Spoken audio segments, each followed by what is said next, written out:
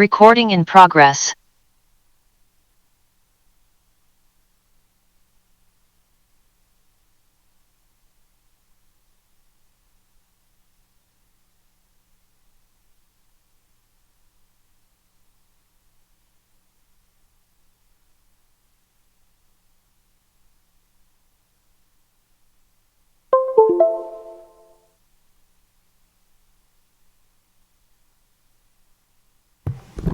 All right, it is 6 o'clock. Tracy has taken the roll. Please stand for the Pledge of Allegiance. I pledge allegiance to the flag of the United States of America and to the republic for which it stands, one nation, under God, indivisible, with liberty and justice for all.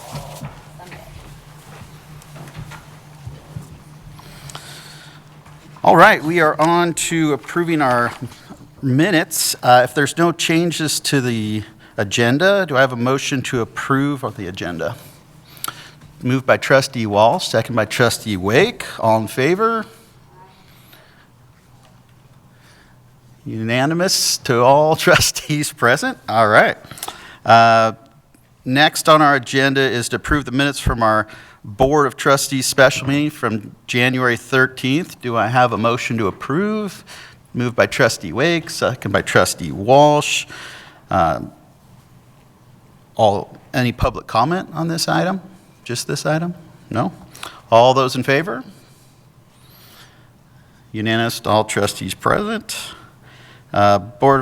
Next is our Board of Trustees regular meeting from January 13th. Do I have a motion to approve?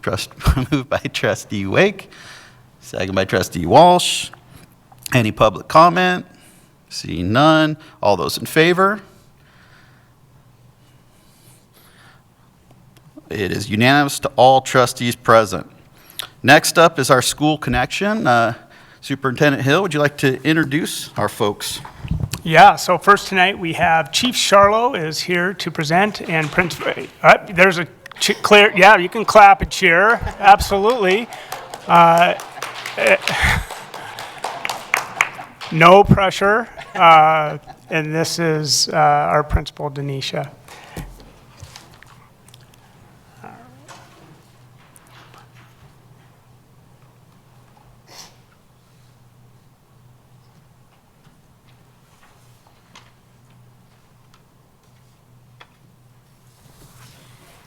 Good evening. We are here from Chief Charlotte Elementary School. I'm Denisha Griffith, the principal, and with me today I have two lovely assistants.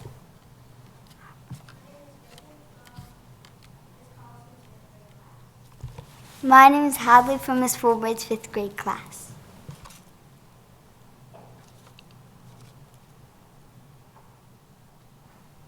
So first up, we have our brand new Chief Charlo mission statement.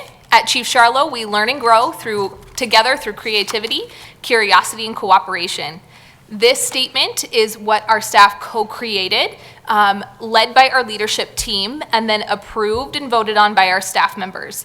It was an integral part of our work this year as we all reconvene together and get on the same path to ensure that we're building a space where everyone is included and we all have the same vision for our students. Next up, Hadley and Reagan are going to tell us a little bit about our school.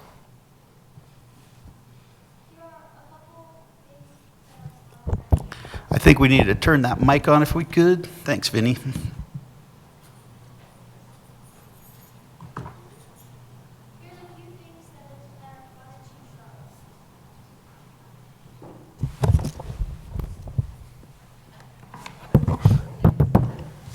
The Sock Hop is where everyone comes together and they have fun. There's a fun DJ and a fun dance floor. Specials are when all the kids go to art, PE, music, or library, and they all have fun. All the teachers are nice, and when you have questions, they answer nicely, and they are very patient. Assemblies. Kids get recognized each month for a character trait. Sometimes the teachers will come together and be in them too. Special Olympics, also known as young athletes. These are kids that need a little more help than we do. And sometimes they are not in their classrooms, so it is nice when some older kids come in and play with them. Our Young Athletes program is in its inaugural season this year, headed up by some of our special education staff. And both of these ladies were part of a large group of fifth graders who applied to be young athlete helpers. And so we had such a large group of fifth graders that wrote letters about their connections to all of our students and what inclusivity means to them in our school, and made all adults very proud.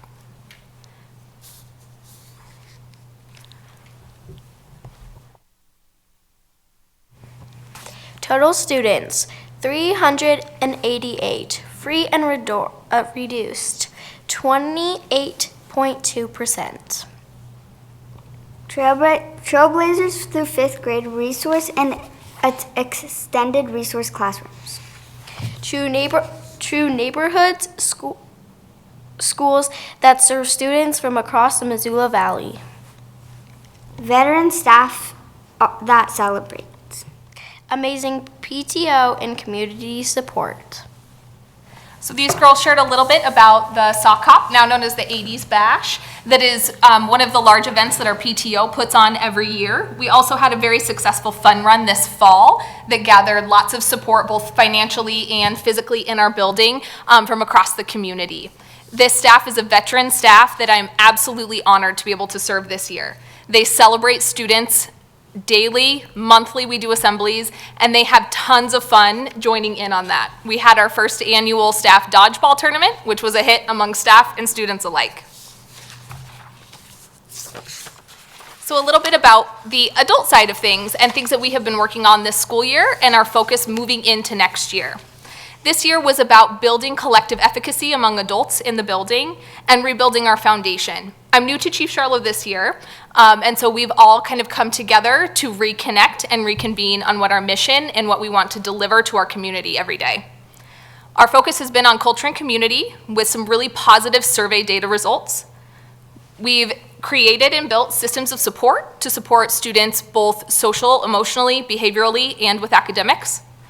We've increased communication among stakeholders, including staff, to students, and to families. Implemented a shared leadership model with committees. We simplified what these meetings look like, simplified what that schedule is so that all teachers are able to share their voice. And this year, our focus is ownership over compliance. Students taking ownership of their learning, teachers taking ownership of building that culture and feeling of community.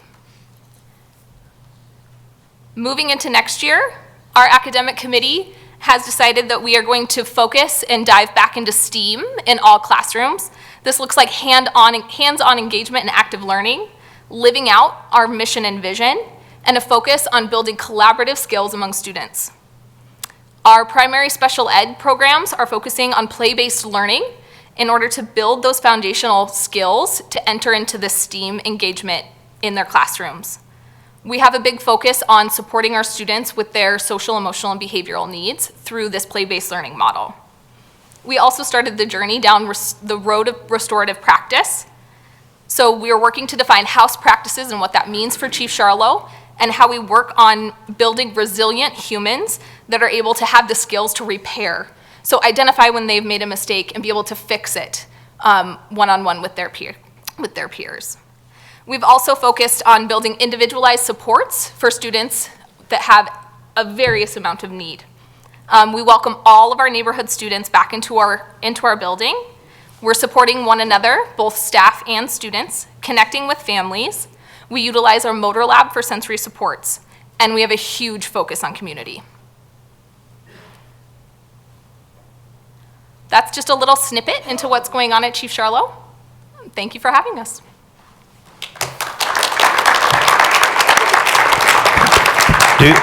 Any questions of Denisha or two of my favorite students at Chief Charlo?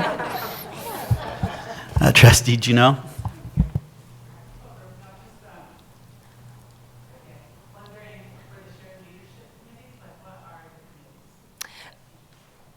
So we have leadership, which is kind of like a school council. So those are our teachers that have interest in being teacher leaders within our building. We have our academic committee that focuses on looking at academic data and making data-driven decisions around our supports for students. We have our behavior committee that focuses on our kind of tier 1 expectations. So how are we all expected to act and treat one another in our building? And then we have our culture committee, and they plan all of the fun things. Dodgeball tournaments, they have a pulse on our culture data from students, families, and staff. And so those are our big main 4. Follow-up. How do those committees then get together to like share their leadership, and then what's the process for implementation from that? That's a great question. So there are people on academic, behavior, and culture that are all also on leadership. And so a representative from each of those main 3 teams comes together once a month under that leadership umbrella. We share that information out in a variety of ways. Staff meetings when we're face-to-face, notes are shared out to our staff as well, and they're all fully transparent and accessible for all staff members to look at. Implementation depends on what we're working on. Some of our committees are more in like the brainstorming, trying to identify where we're at phase, and then others, it looks like rolling out professional development on Thursday early outs or during staff meetings. Some of that implementation is heavy on myself and what I call my support team, so counselor, behavior interventionist, some of our SPED staffing. It just depends on what we're focused on and working on. Any other questions? Oh, Trustee Walsh. I love all the things you guys are doing. The social repair is just so high level. That is something that I think grown-ups even could use some training on. But my question is, I remember last spring, we talked with folks from Chief Charlo about heading into this year with a really big 3rd grade. And how are you guys feeling like you have enough support? How is that going? So there was a fairly large group of students that were leveled back to home schools, which helped to reduce those numbers. Our classes are still sitting at about 28, 29, which feels like a lot of bodies in one room. We're checking in frequently with those 3rd grade teachers. Part of our increased communication is that my support team and I meet every single morning to talk about students and their need. So whether that be a behavioral need that popped up, somebody talking about, a teacher stopping them to talk about academics, and that has really helped us to be able to wrap around those 3rd grade teachers and support when needed. They also are kind of our go-to when we have pockets of time to be able to push in and just see how we can support them as well. So it feels to me, and I'm hearing feedback that it feels okay. Still large classes, but that's just the reality. And so we're rolling with it and doing what we can. Anyone else? All right, thank you. Appreciate it. Great job.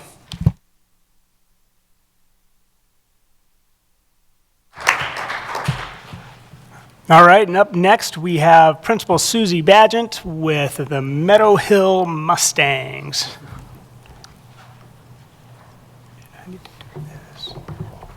Hello.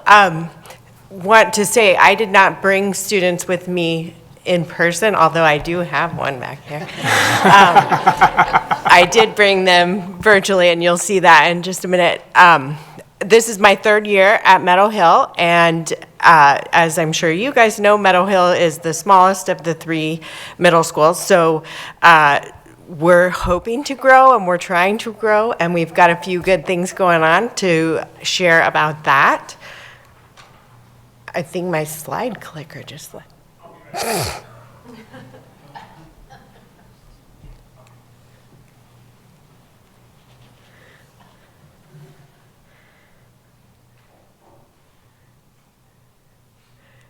Thank you. So just to highlight some of the new things this year, we do have a much higher enrollment in our 6th grade. We were able to hire another 6th grade teacher. So our 6th grade pod is very full. It's very interesting. There's about 40 more kids in the 6th grade maybe than 8th grade, so the lunches look very different as you go through the day, the numbers. But that's been great. Our teachers are doing great, and the kids are doing a great job of becoming what we want to see in our Mustangs. We also had added the Learning Lab this year to part of our building, and that's the alternative program for the middle schools where it's just a temporary placement for students in transition and or students who just kind of need to be able to step back and reset before going back into their comprehensive campus. And that has been successful. We haven't had a ton of kids through there, but we absolutely have been able to build relationships with the ones that have come through. And then we really chose to emphasize the profile of a graduate this year. And so each month we have a different one of the competencies that we're working on, incorporating it into our lessons, incorporating it into things that we do at lunch, into our assemblies, and our social emotional lessons as well. So I asked my student government and yearbook teachers and some of the people that are working with more of the student leaders to give me some names of kids they thought would do a great job of representing Meadow Hill. Called them down to the conference room. I promise you I did not purposely put 2 children from you guys on here. That just happened. I was not trying to suck up to you or anything. I didn't choose them. So, I called them down to the office, and of course these kids are, Hank was saying he was very worried trying to figure out what he'd done wrong and what excuse he needed to come up with. But, and I gave them 4 questions that I wrote on a board and said, okay, I'm going to ask you these questions in just a minute. So this is very honest answers that they gave. They didn't have a lot of time to prep. And I apologize because I didn't have Brian to do my great sound. So hopefully we have the closed captions on and you can at least hear some of it.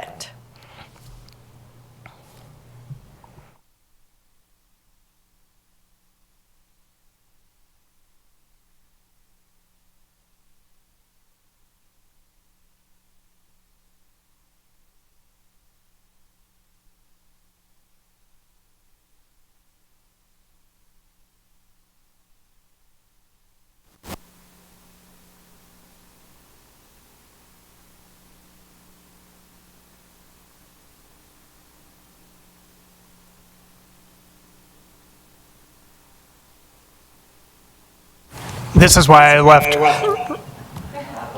This is why I left earlier, to make sure that the sound was going to come through the speakers there and not just on my computer.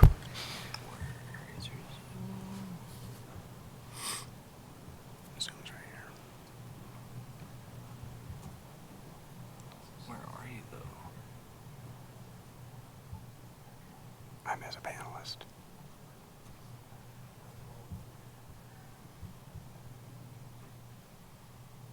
That's board docs. Don't close out of that.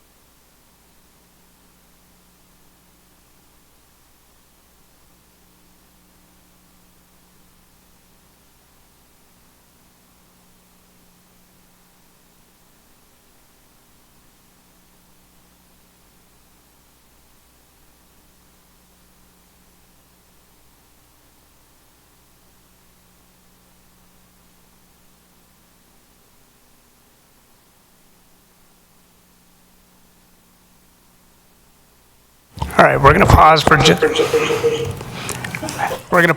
just a second. We're going to plug in another device that will play through the speakers on the system. All right.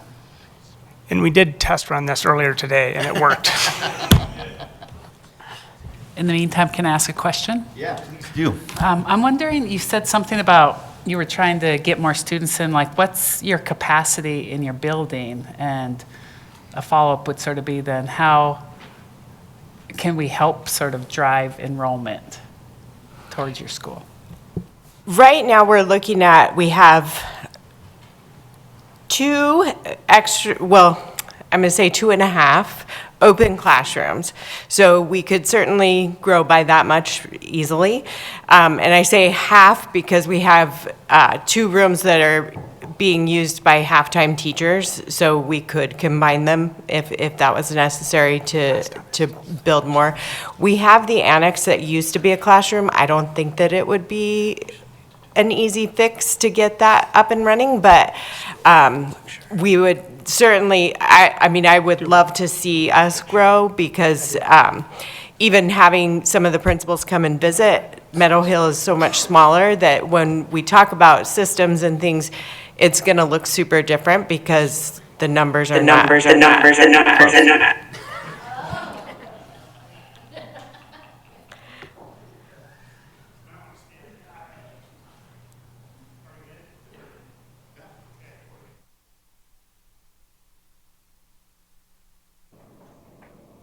afternoon, Meadow Hill.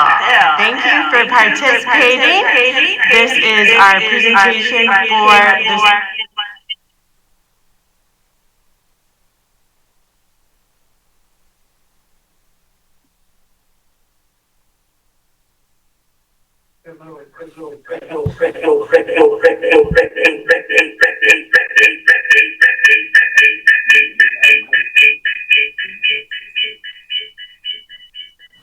Any other questions while we wait? Oh, sorry.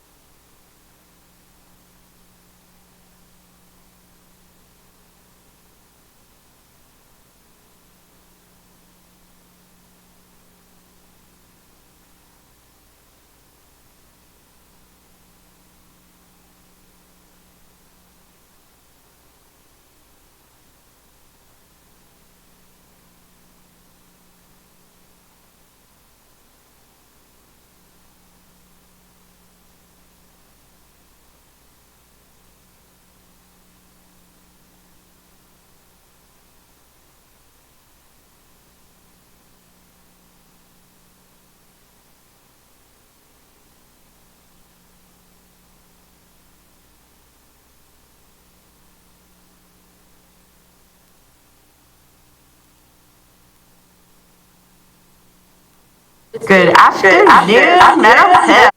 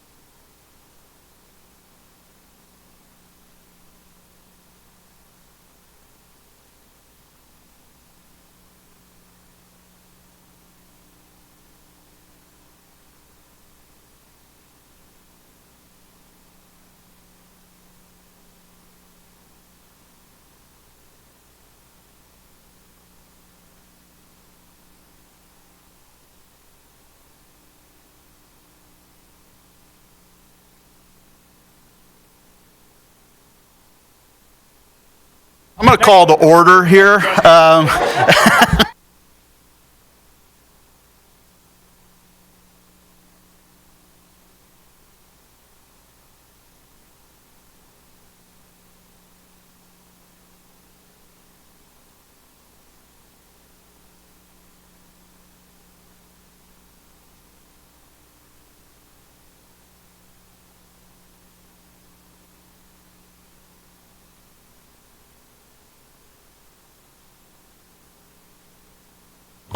So Brian's going to try and run it one more time through his computer, through the system. So we'll give him just another minute. All right. Otherwise, we're going to watch 6 minutes of closed captioning. Any other questions that don't involve my child or cell phone policies? What's it like to have Jeff as your dad? Oh.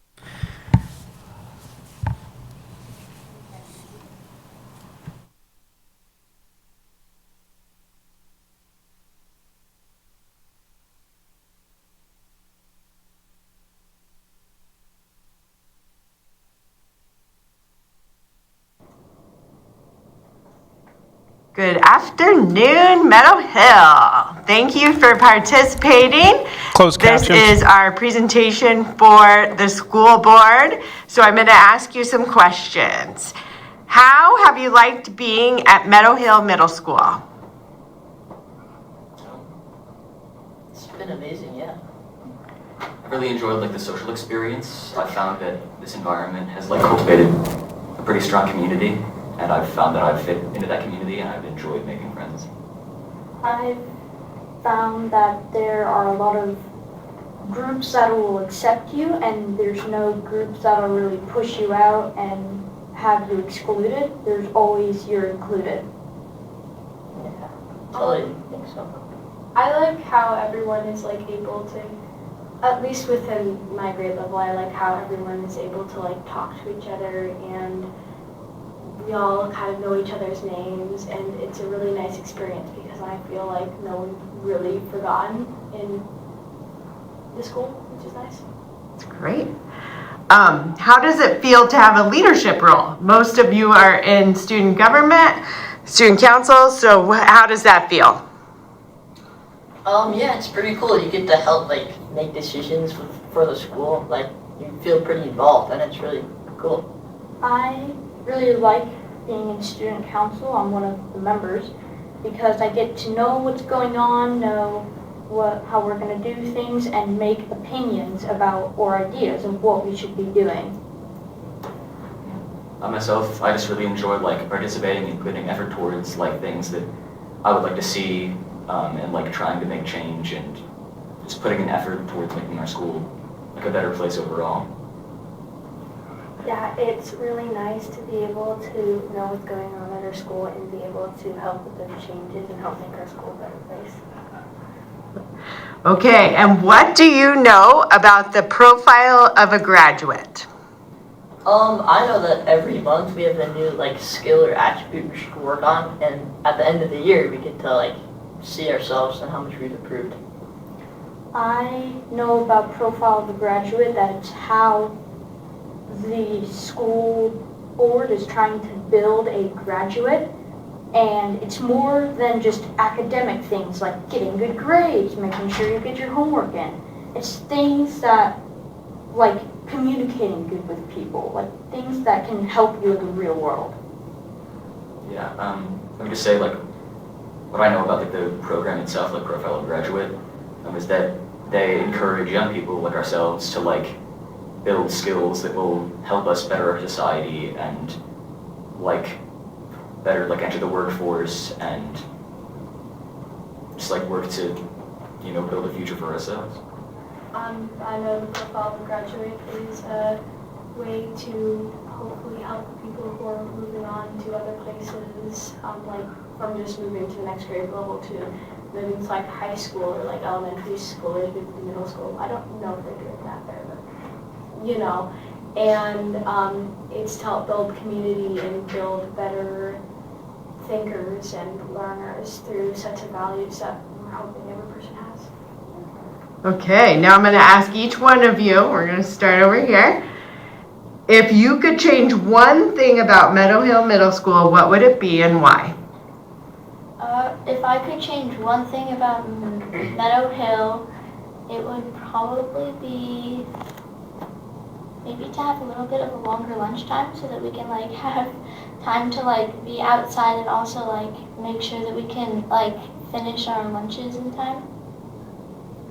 One thing I would change about Meadow Hill is maybe more like funding for the arts and stuff, because I feel like when like we don't have enough money, like the arts and stuff are usually the first thing to go, and it's a super underappreciated like subject, I guess. I would say maybe trying to use the school garden a bit more, because it's kind of just there and we don't use it a lot, and I think it'd be really useful in, you know, getting kids to learn about growing plants and how making your own stuff can help in life, I guess. This is more like personal than anything, but I would appreciate if start times were moved later into the day. I just think, I mean, it would allow better sleep for like all of our students, and I know that like teens, as a rule, will find it harder to fall asleep earlier because I think we start producing melatonin later into the night. Don't quote me on that, but I feel like I would appreciate it if school started slightly later. I wish that there was like some more like after school music programs, I feel like it would just be like very good for students that like maybe can't have like do different musics. Kind of what Samaya was saying, like any after-school activities to be already implanted. Like Meadow Hill already does that really well, but to further that would be really cool.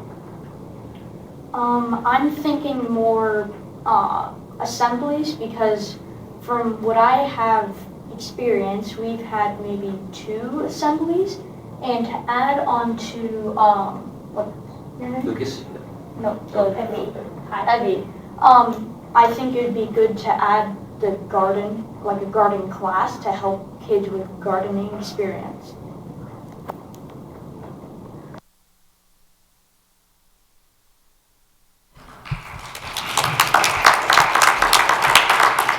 I was able to let the kids know that this second semester, we did actually add one of the PLTW classes that is going to be using the garden. So they were excited about that. These are our lovely volunteers, voluntolds. And we probably already got to answer questions. Are there any more questions than we've already asked? No? Thank you both very much. Appreciate it.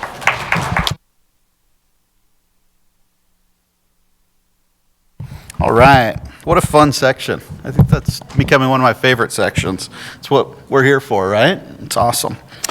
All right, we're going to move on to item number 6, which is our public comment for non-agenda items. We have written correspondence that's included in the agenda and reviewed by trustees. The public comment portion of the meeting is set aside for the public to address the board as a body. Because the comments deal with an item or issue not on the public agenda, is not a time for board response or the public to ask questions. Do not infringe on the right to privacy of others. Please sign in and spell first and last name. Comments are limited to 3 minutes per speaker. Chair or acting chair may interrupt, terminate an individual speaker if the statements are out of order, are over 3 minutes, or are personally directed to an individual. Is there any public comment? No public comment tonight. No public comment. All right. We will move on then to Superintendent Hill's reports. All right, good evening, everybody.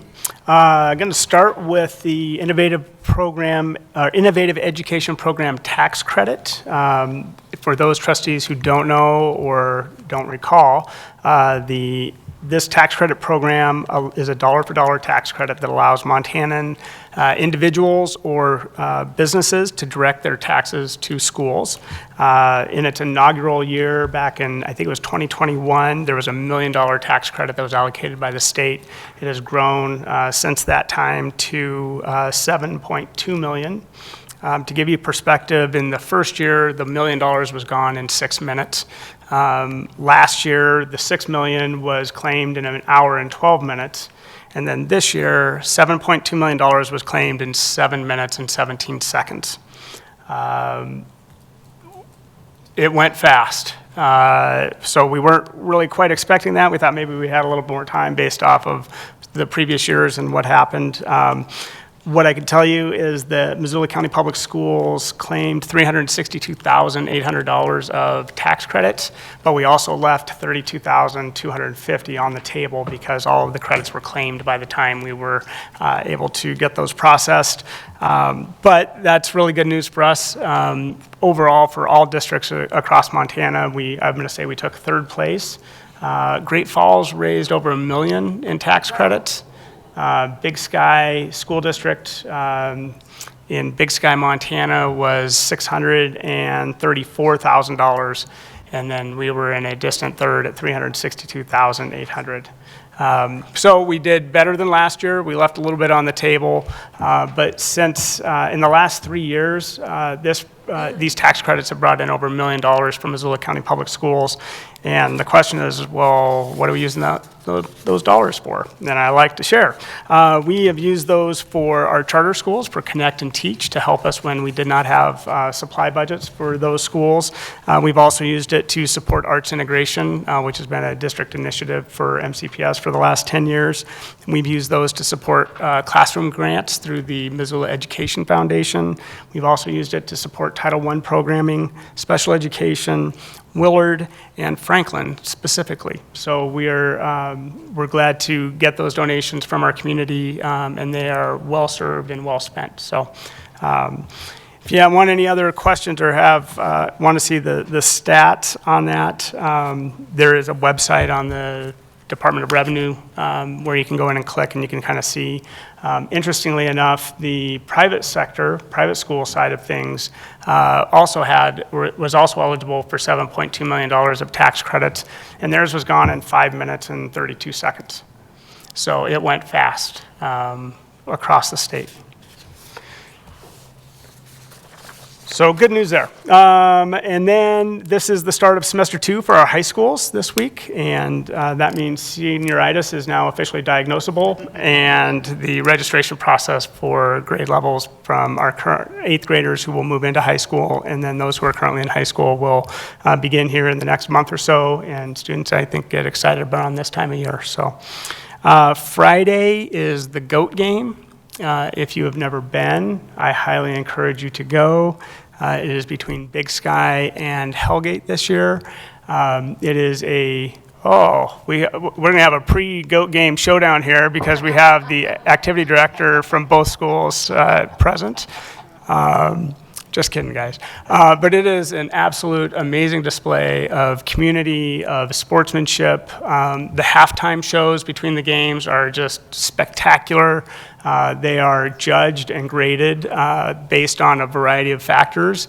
I have done the last 2 years. I won't be there this year, but I did get Mayor Davis to come in and replace me. So the Adams Center is just packed, and it is an awesome event. So if you have an opportunity to go on Friday, I really encourage you to do that.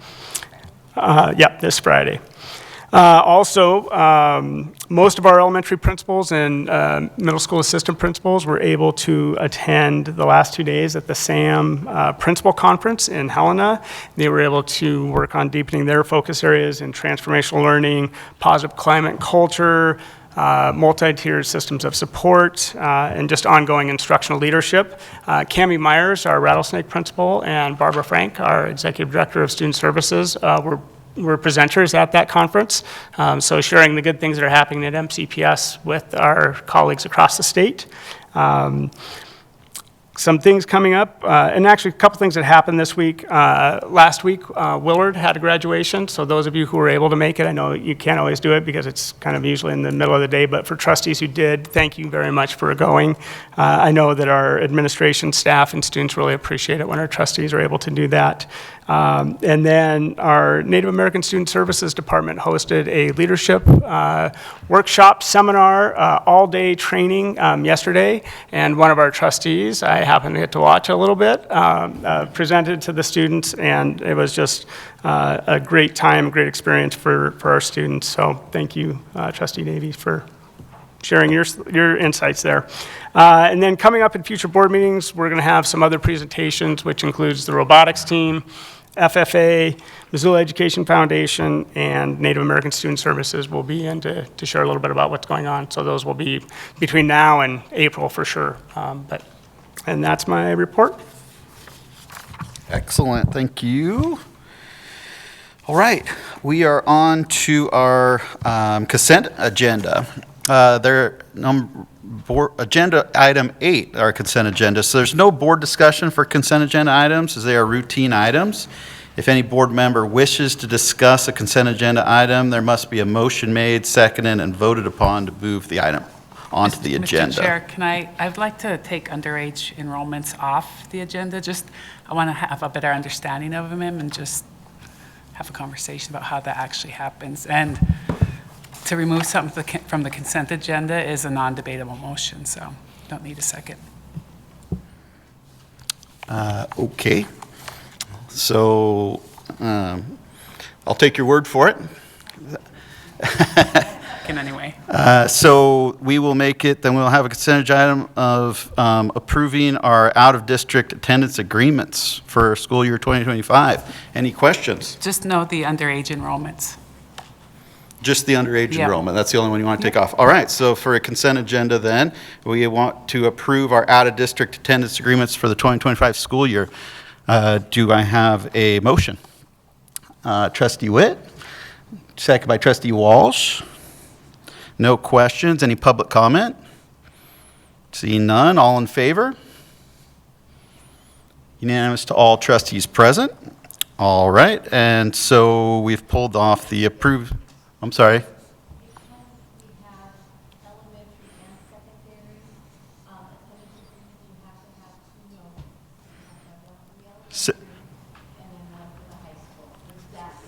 For just that one line item? Okay. So that was a whole board motion, so we'll do an elementary motion. Okay, so that was whole board, so that was secondary. Are we pulling both items off? Just the underage was. Just the underage, so it's only elementary. Right, but we, no, the one we did was you did for the vote was for what was on the consent agenda item. The approving the out-of-district attendance agreement. We need a vote now for a motion and a second and a vote for the secondary. Well, that was the whole board, so that would be secondary. So we need elementary. Okay. So we need a motion from an elementary trustee, Trustee Witt, second by Trustee Walsh. Any public comment? See none. All elementary trustees in favor? Unanimous to all trustees present. All right. So the underage enrollment for students under the age of 5. Questions about that? Yeah, I just kind of want to understand, there's a number of them on there, and so just for transparency, sort of the process of how that actually works. Yeah, and I can certainly answer that, but I'm actually going to kick it over to Barbara Frank, who actually works with all of our early literacy and numeracy programming and Trailblazers. Yeah, we have two different pathways for our early learning programming. So some of those students are 3-year-olds who qualify for our developmental preschool program.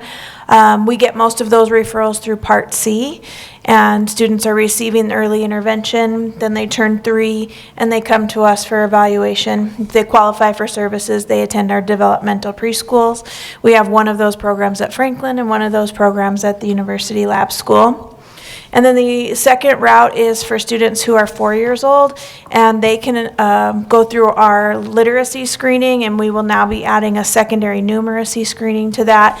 And if they qualify in one of the areas identified through the legislation, then the students are eligible to attend our 4-year-old Trailblazer classrooms, and we have those at every one of our elementary schools. A couple of buildings, we have 2, because we moved our developmental 4-year-old preschool into our Trailblazer classrooms, so they're now inclusive classrooms versus separate programming. Follow-up? How do parents learn about that program? So we do a lot of advertisement in the spring. We do communications with Jennifer. We also attach to the kindergarten registration, so it's all one now. You can come for 4-year-old and 3-year-old registration and sign up for screenings right at the registration event that we'll hold at the beginning of March.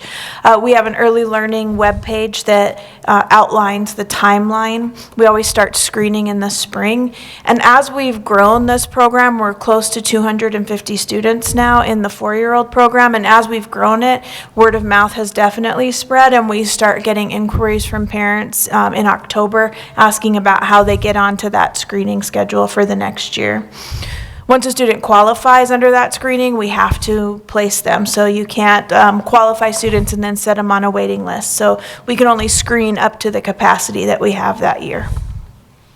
Trustee Hayes? Just a quick question.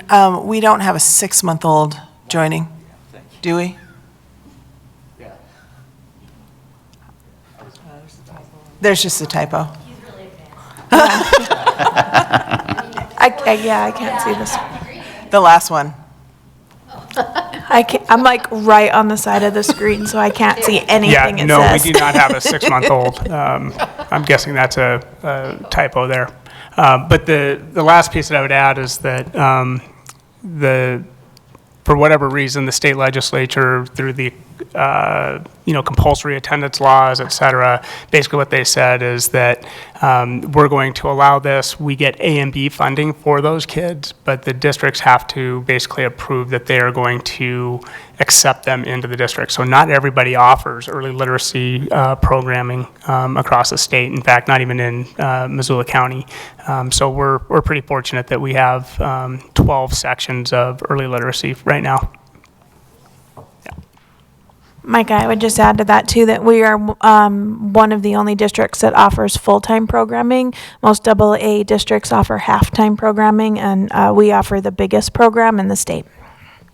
See, what a good discussion. Thank you. This was great. Thank you, Trustee Juneau, for doing that. I appreciate it.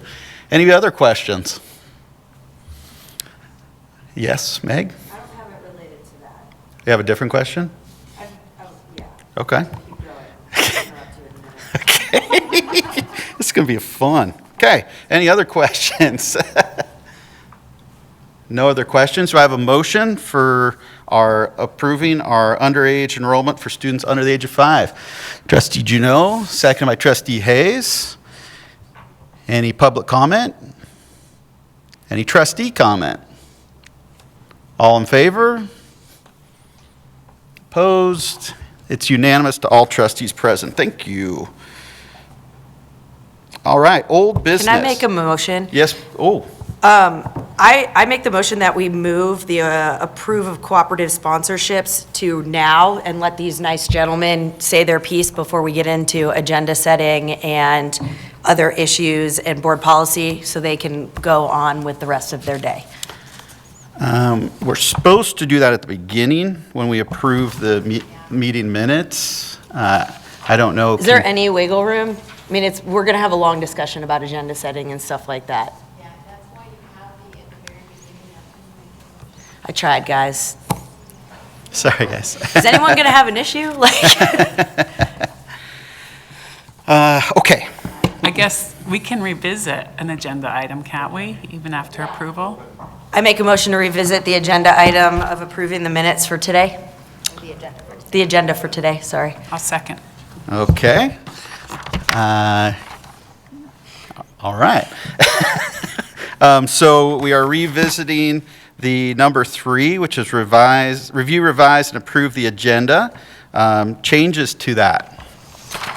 I'd like to make a motion to move the item number 10, topic B, approve cooperative sponsorships to the front of the meeting so we can hear what these fine folks have to say. So you'd like to move it to Before old business. before old business. Flippy flop it. Okay. All right. So we would move it to okay, right before where we are right now. Second by Trustee Hayes. Public comment? Trustee comment? All in favor? Opposed? All right. Guys, you got somebody pulling for you. I love it. Okay, so now we will go to that agenda item, which is on this, would be under new business, topic approved cooperative sponsorship. Superintendent Hill. Yeah, so historically, MCPS has had a cooperative sponsorship with Loyola and with Frenchtown for swimming, wrestling, and that's it. Thanks, Jack. And we have been approached to consider softball and baseball as a potential cooperative sponsorship as well. Montana High School Association used to require that these cooperative agreements be reviewed every 3 years. And so that's part of the reason why we're bringing this forward. But they changed the rules that existing cooperatives do not need to be brought forward anymore for an approval every 3 years, that they're basically leaving it up to the Board of Trustees to make a determination about whether they would want to continue cooperative agreements going forward. And so tonight, we have Jack Young, who is our activity director at Big Sky, and Nick Latch, who is our activity director at Hellgate High School, here to share just a little bit about what the cooperative agreements are. They're listed, and there's actually quite a few. So We have a cooperative sponsorship between Big Sky and Loyola for boys wrestling, the same for girls wrestling, and then a renewal, another renewal between Big Sky and Frenchtown and Loyola for boys and girls swimming. And then the new cooperatives are between Hellgate High School for girls softball and boys baseball.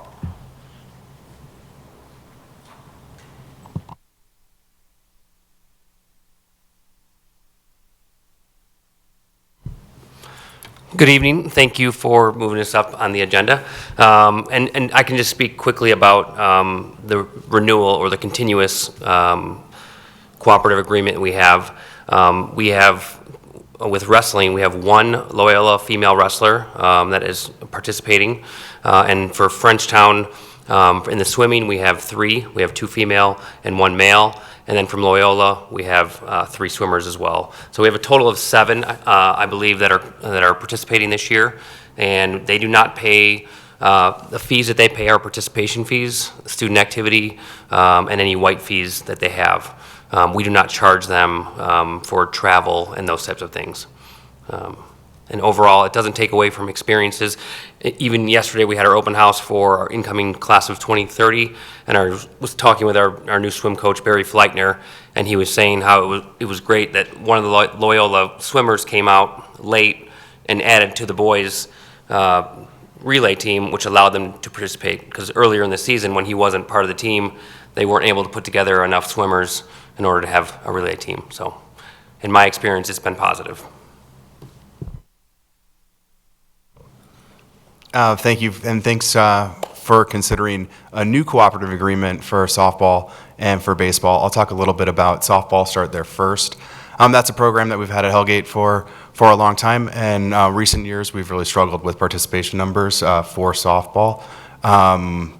Most schools throughout the AA have a JV softball team and a varsity softball team. At Hellgate recently, we've had a hard time fielding 2 teams and have only fielded a varsity team for about the last 5 years. Entering a cooperative agreement would help with participation to allow, as a result of that, we have a lot of younger athletes that are playing at a varsity level, probably when they should be at a more developmental level. And so entering into a cooperative agreement would help with that. That said, you may see in your packet that Loyola doesn't have any softball players, as mentioned, but our coach is eager for the outcome of this meeting to go over to Loyola and start talking to folks. For baseball, our first year was great last year, and from a participation standpoint, if you look at the raw numbers, it looks really good. We were able to field a JV and a varsity team. But if you do look closely at the numbers, we were weighted heavily at our younger grades. And so that same situation where students that were maybe more developing were playing in a more advanced role. Cooperative agreement would help with that. If you look at the projected numbers from Loyola, most of their students, and it's a small number of students, it's probably 5 or 6 students from Loyola that are interested in baseball, but most of them are in the older grades, and so they would help us balance out our rosters and put kids at developmentally appropriate areas in the baseball program. All right, questions? Trustee Hayes? Just a quick question. Reading through the application for cooperative sponsorship, it says separate applications must be used for gender-specific sports, but you put boys and girls swimming together on one application. Do they compete as a team? No, they're separate, but this is not part of a renewal. As Micah stated earlier, the renewal process has been disbanded, and now it's just unless you want to dissolve the cooperative agreement, they are continuous. Okay. So there will be no signatures required by the trustees for the Big Sky co-ops. Okay. Thank you. Other questions? Trustee Janelle? Yeah, I'm just wondering, I know you said we don't charge for like transportation or anything, and so I get like just putting the extra numbers on a bus when you're traveling. Are there any fees or money that we're expending to get like Frenchtown kids to the sports, or are they finding their own way? We currently do not offer transportation, so they find their own way to the school. And we host all the events. We don't host any events at Loyola or Frenchtown. All the events for wrestling are at Big Sky. and for swimming at Currents and the Grizz Pool. And then I guess just one question as well. You know, sports can be fierce with parents, and I'm wondering if there's these students that may be coming from other districts coming in and taking the place or pushing down somebody into a JV. Do you run into issues like that? Are we going to hear things, I guess, at the board level as a result of approving these? I can say personally, the sports that Big Sky have, they are no-cut sports, so we have not experienced that at all. That could be a possibility, I think, especially with baseball. I could see that. That said, like, these are the things that we like to manage within our own building, and we would handle that, and we would have those conversations. Thank you. Yep. Other questions? No questions. Do I have a motion? Motion to approve the cooperative sponsorships. Moved by Vice Chair Davy, second by Trustee Hayes. Any comments from the board? Any public comment? Seeing none, all in favor? Unanimous to all trustees present. Thank you guys for coming. Appreciate it. Thank you. All right, let me figure out where I am here. We are on old business. Old business, yeah, I'm on new business. Old business, all right. Old business number 9A, Board of Trustees. So evaluation of our superintendent. So I have a note here from Arlene. And before you leave today, back here, Micah has a binder with all information that you can use from him to do your evaluation. We'll get that at the end of the board meeting. As well, from Arlene tonight, Tracy will pass out after the meeting. She has a memo, an evaluation form, latest copy of our strategic plan, the job description, and Micah's contract that Tracy will distribute. And you will have until the end of the day next Monday, February 2nd, to do the evaluation and get it to Arlene. She'll compile all of that, and then by the 6th, and then we will move forward from there with the evaluation. So. What's the binder? So to add a little clarity, in the binder is those documents that you were talking about, but you'll also receive an electronic form for the evaluation tool. But the binder, I was asked to put together a report and evidence of the progress or work towards those goals in the strategic plan. So I'm just going to say it right now. I'm sorry. It's a big binder. Okay. So all of that is in the binder, which is great. So just, Meg. I'm like the student that unless you're specific about how this gets done. So Arlene, we just get it to Arlene by what time on Monday and by what avenue? By end of the day Monday, and she has all the instructions with that. So there's the form, all of that is in there. So everything should be answered in there. If there's questions beyond that, email Arlene and she'll be able to answer those for you. And even though she's on vacation, she's going to respond? She'll be back. Okay. Yeah, she's back on Monday, so. The day it's due, though. Yeah, but she's been responding to email, so she'll be all right. So. Other questions? Yeah. Vice Chair Davy? Did you get a sense from her whether she meant end of business day or like head on pillow end of Monday? Yeah. I'm going to make an executive decision, say end of pillow day. So if it's in her email or however she wants it, by Tuesday morning, I think we're good. Trustee Walsh? The binder, is there just one binder? Or there's a binder for all of us? One binder for each of you. Perfect. Only the evaluation tool will be electronically sent to you. So I got to get a binder. You're going to get a binder. My backpack. Circa 2000. I apologized already. It's going to be a great weekend. All good questions. Any other questions? Trustee Janelle? Even though we have a gigantic binder full of information, is there an executive summary of sorts that goes along with it? Oh, yes. Yeah, so inside, It starts cover page, and then there's a table of contents that lists out the executive summary, goals for the coming academic year. All that information is in there, and then it's tabbed by each of the goal areas, and each goal area is broken out into the specific goals that are listed out in the strategic plan. All of that's in there, so you just be able to, if you want to go to a certain area, it's just a lot of artifacts and evidence. And then just to follow up, if for some odd reason we need more information, is that available? You would just have to send me an email and say, do you have any information or anything that would go, because, and I'll be honest, like, it's a 4-inch binder. I mean, it's big and it's double-sided. So there's a lot of information, all the data, all that stuff is in there as well.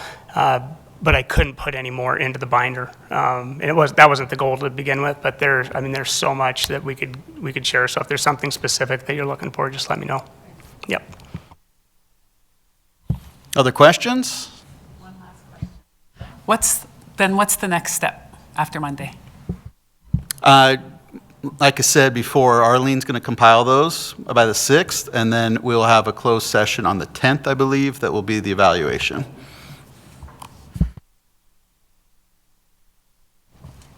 Other questions? All right, excellent. Okay, on to student trustees, a fun one, which is great. So we have, you've probably got an invite in your email today from Tracy. We have an orientation at our next board meeting for our student trustees. I believe, Micah, and you can correct me if I'm wrong, but our Big Sky, Hellgate, and Sentinel will have a student present. Sealy Lake may have a trustee. They're not completely sure. They're trying, so we're not 100% with Sealy Lake. And Willard did not do any student government stuff, right? Yeah, so right now, Sealy, Willard, and Connect have not put forward a student trustee working with the building administration to do that. It just sometimes, when you're late in the game, it's a little bit harder to find that, but they're working on it, so we'll continue to have that be an open possibility even into the future. But we will have, before our next board meeting, a orientation like we do every year for our student trustees. So, and we're working on a kind of an evolution of that training since our expectations of them are different. So, so we will do that. Any questions? None. Okay, excellent. All right. Next up is Personnel Negotiations and Policy B, approve first reading of Board Policy 1420. This is an extension or the next meeting from our special board meeting 2 weeks ago. You all should have in there on pages, let me see here, 42 to 48, I think it's 47 and 48 are the actual policy and what the changes are in there. Let me get there real quick. So you can see there's just a few lines that are changed. And I'll just read them real quick just so we have clarity for folks that's on the board too. Micah has it up on the board, but the changes are for our agenda setting. This is centered around our agenda setting for our regular board meetings. So we've crossed out the words board meeting and put regular board meeting. We've put shall be prepared by, it used to be superintendent in consultation with the chair. The recommended change is board executive committee in consultation with the superintendent. Items submitted by the board members, and we X'd out and citizens, may be placed on the agenda, and the old reading was at the discretion of the chair and superintendent, and the new wording is by asking any member of the executive committee in writing. We've X'd out individuals who wish to be placed on the board agenda must notify the superintendent in writing of the request, and it's been requested if the executive committee decides not to include the request on an upcoming agenda, 3 trustees may together request the said item to be placed on an upcoming agenda, and it must be included. And we've also put in individuals who wish to be placed on the board agenda must also notify, and it used to say the superintendent, The new wording would say notify any member of the executive committee. And the last change, I believe, is with the consent of majority of members present, the order of business at any meeting may be changed. Copies of the agenda for the current board meeting, minutes, and previous board meeting, and relevant supplementary information will be prepared and distributed to each trustee. As determined by superintendent and chair was the old reading. The new would say executive committee in consultation with the superintendent. So the center of this is most of the changes here is flip-flopping. The board executive committee is the first, and with consultation of the superintendent, and then if the executive committee decides not to include a requested upon agenda, 3 trustees may include the request. That item be placed on the agenda and must be included. Did I get everything in there? Everybody see that? Okay. So that is what, since nobody's really presenting this, we'll do it a little bit different. The questions part, we'll have kind of a discussion. So if anybody has questions that others can answer or whatever, let's just kind of make it a conversation. Trustee McShane. I guess my question would be whether, when the 3 trustees are together requesting that said item be placed on an upcoming agenda and it must be included, do we want to put any sort of a boundary on that it has to be done within 4 meetings or 3 meetings, or with the, if it has to be later with the consent of the 3 trustees requesting?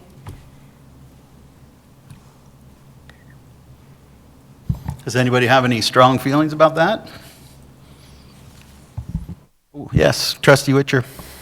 I don't know if you're speaking to the time, because I'm interested in the timeliness too. So if 3 trustees come up and say that they want something on the agenda, is there a set time frame? How many can you just keep pushing it down? Is that what you're asking? That's my question, Yeah. because, we fully understand that there's just things that are probably, the agenda for our next couple of meetings are probably already in draft form because of things that have to happen.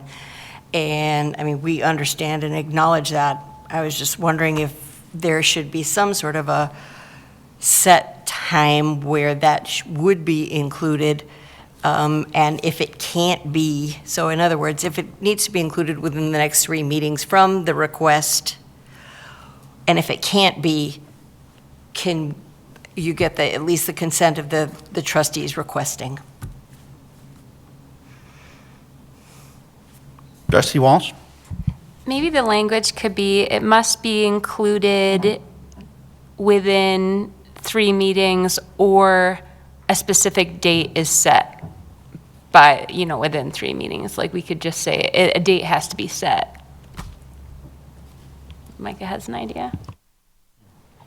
I don't necessarily have an idea, but depending on what agenda item it is, right? Like, someone says, we want the assessment data from this year to be presented. And, okay, but the Office of Public Instruction still has not released our, so if you put any time constraints on it, in keeping in mind that everything that you ask to be put on an agenda means that I am asking people to drop whatever they're doing to make sure that that happens. And so on top of their regular jobs and responsibilities, now there's we're going to ask for this to be put on there, and we may not be prepared, we may not have the time, depending on the time of the year. There would be times when things are certainly germane and appropriate to do that. But I could see that being challenging in a policy to do that. For some things, not all things, but there is the potential. My goal in suggesting this would be something that is workable for you and your team. This is, we're not trying to be pains in the hiney. But it's just a way of having some level of expectation. I'm not saying 3 or 4 meetings ahead. I'm just saying that where it says it must be included, it leaves me with a question. And I'm just trying to figure out how maybe we answer that question with policy words.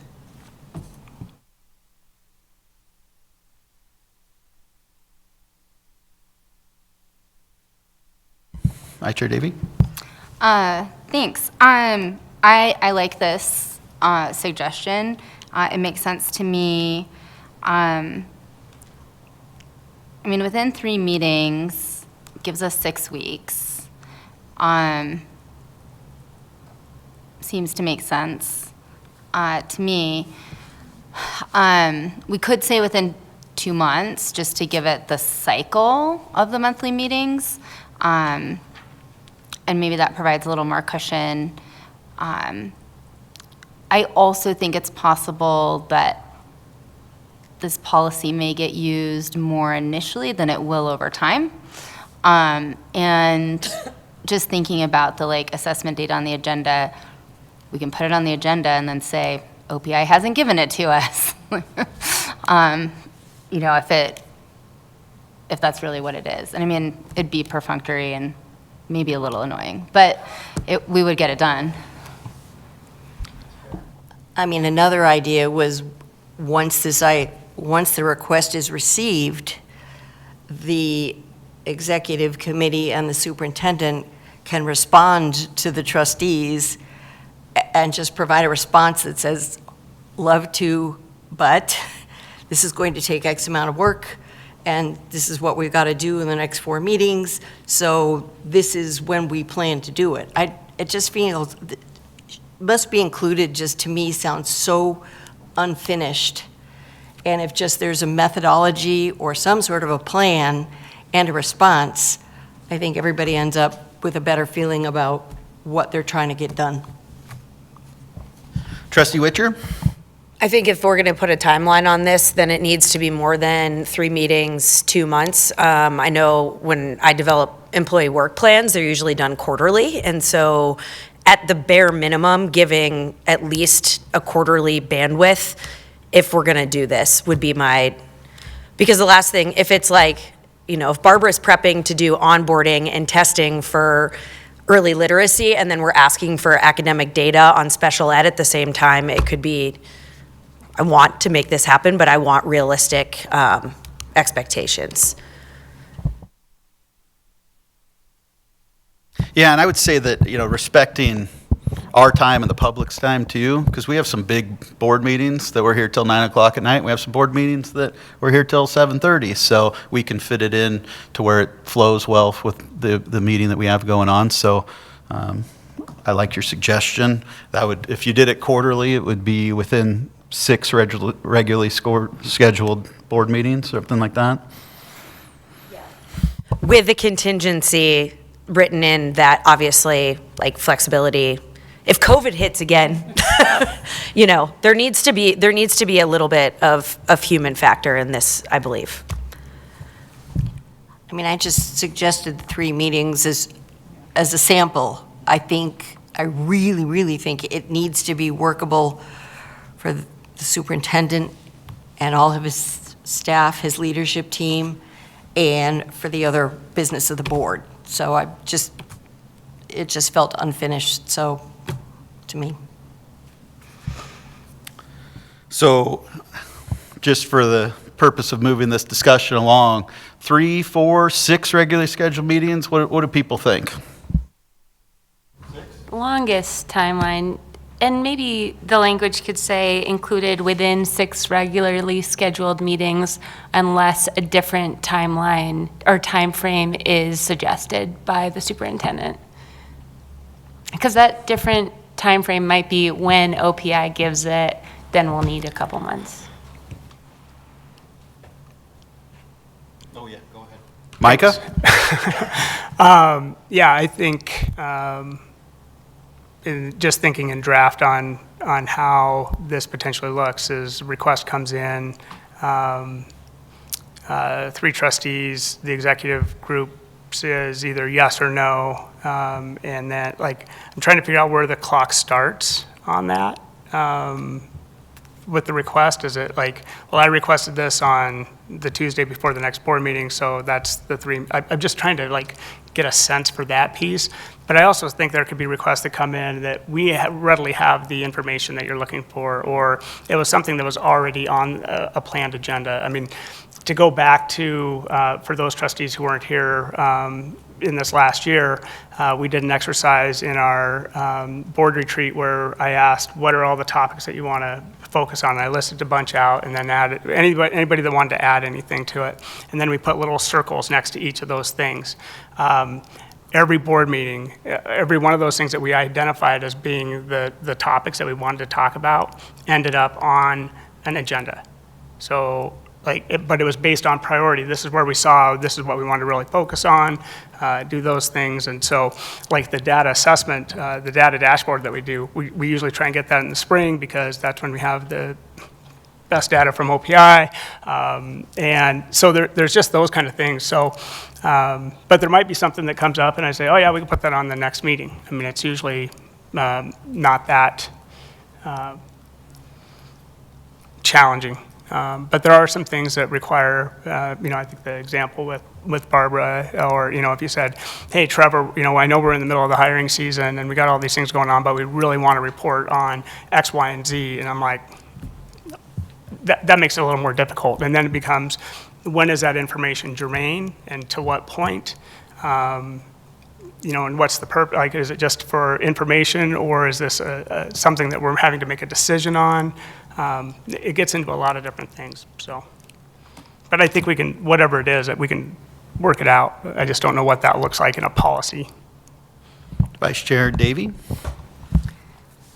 Yeah, so in thinking about this and thinking more clearly about the timeline, I'm wondering if after, by asking any member of the executive committee in writing, it's worth saying that a member of the executive committee will notify the trustee of when it is scheduled or if it has been declined.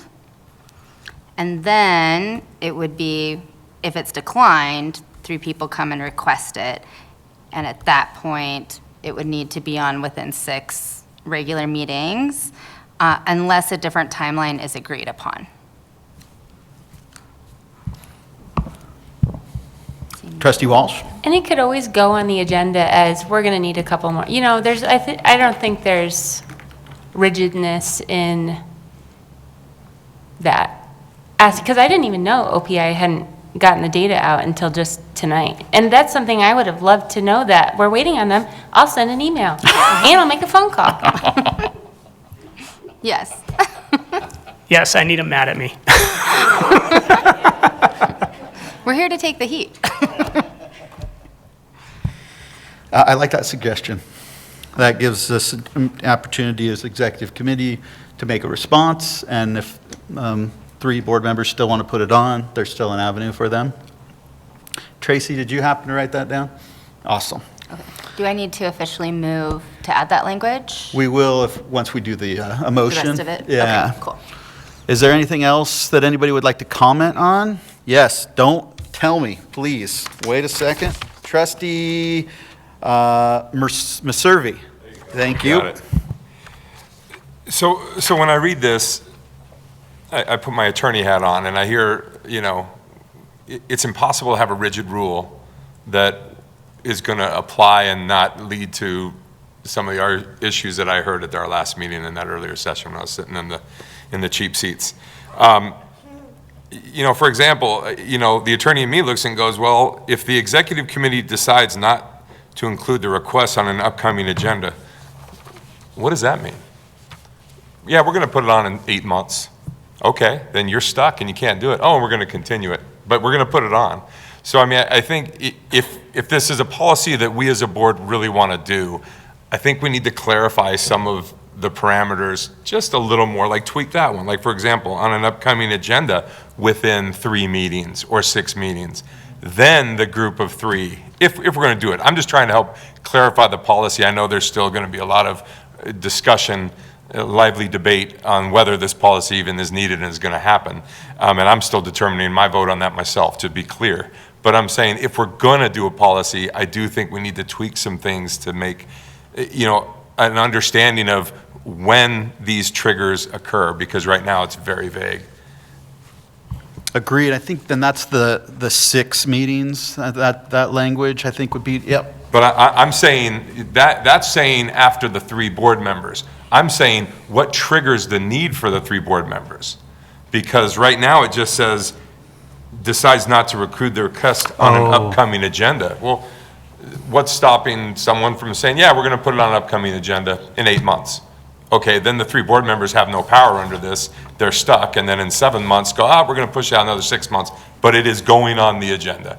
So what I'm saying is, if we're going to take the task to write new policies, we got to be really clear, or basically we're not going to be doing any good. We're wasting a lot of time. I see what you're saying. So you're saying that the 6 meetings, since it's after the 3 trustees' request, the first level, you say, when it's requested, there should be a time frame for that. And if that's not fulfilled, then the 3 trustees have a deadline to be able to do it to where the next trigger hits. That's what you're saying? Yeah. Gotcha. Trustee Wake? Excuse me, I forgot to turn my microphone on. I have an email from Arlene requesting that we not move this forward at this time and let her be able to establish the policy committee, which she is going to formalize at our meeting in February. And looking at this particular item, we just passed this in 2024. Out of the people in this room, 7 of us voted to do this. So I think that although basically it is good, changes, but I think I read in another policy that the public is invited to these agenda setting meetings, and they can ask to have something put on the, so I can't clarify that right now, but I think that we need to take time in doing this and be thoughtful about what we're doing and make sure that what we put out to the public is what exactly we want to do. But I won't support this at this time, so I just wanted you to know that. Trustee Walsh? One of the things that the Chief Charlo group said tonight was that they were working on ownership rather than compliance.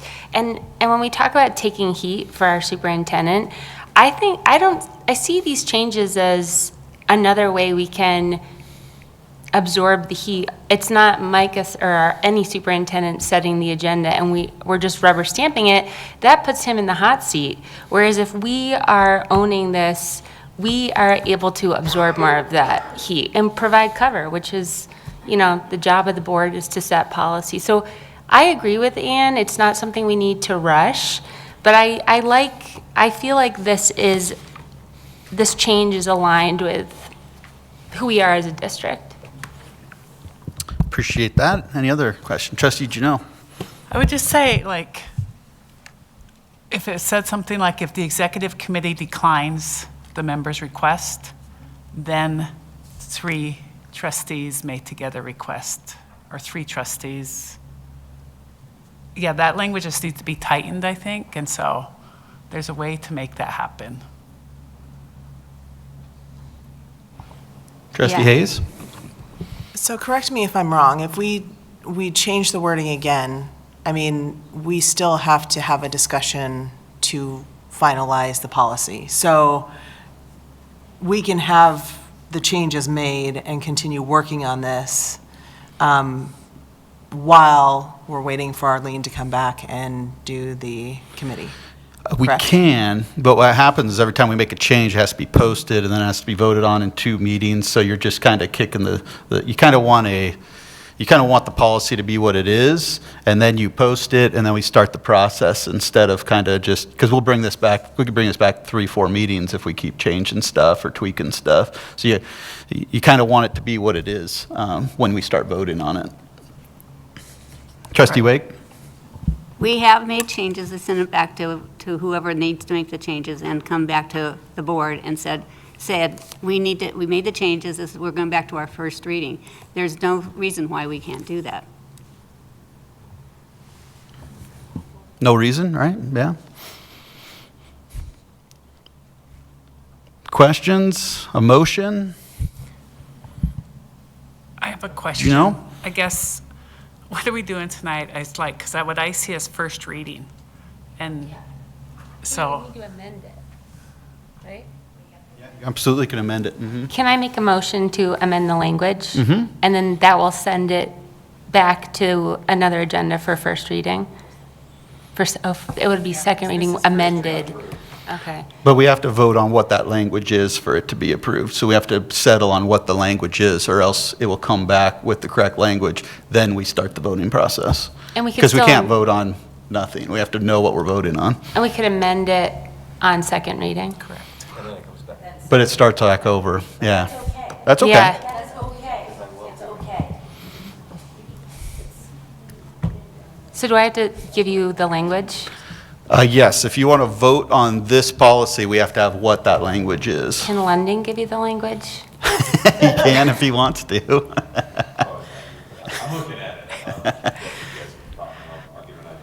I mean, Vice Chair Davey. I have a lot of it written. So there probably are some small, catch me on the things I miss here. As it is on the paper, until line 4, and then after in writing, add, a member of the executive committee will notify the trustee of which agenda within the next 6 regular meetings the item has been placed or if it has been declined. And then if the executive committee declines to include the request on an upcoming agenda, 3 trustees may together request that said item be placed on an upcoming agenda, and it must be included within the next 6 regular board meetings unless a different timeline is agreed upon. I think.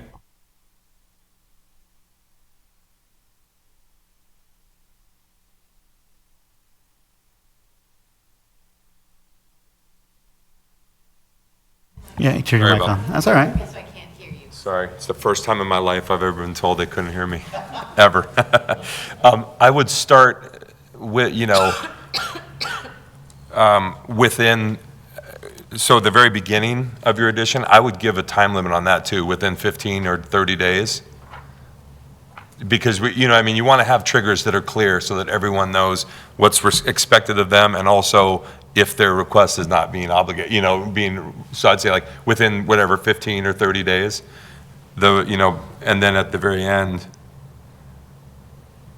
I need to hear your thing at the very end again, I'm sorry. Yeah, so I mean, within 15 makes sense because there'd always be an agenda setting meeting with the exception of the summer. So that would be my, There's twice that we don't. okay. We have one agenda setting, We have one agenda setting and one meeting, December Okay. and the summer, 3 months. Yeah, so within 30 days. Okay, I'm seeing nodding heads as a friendly amendment to that. We're going to put 30 days. We don't have a motion yet, so we're good. It could read during the next agenda setting meeting.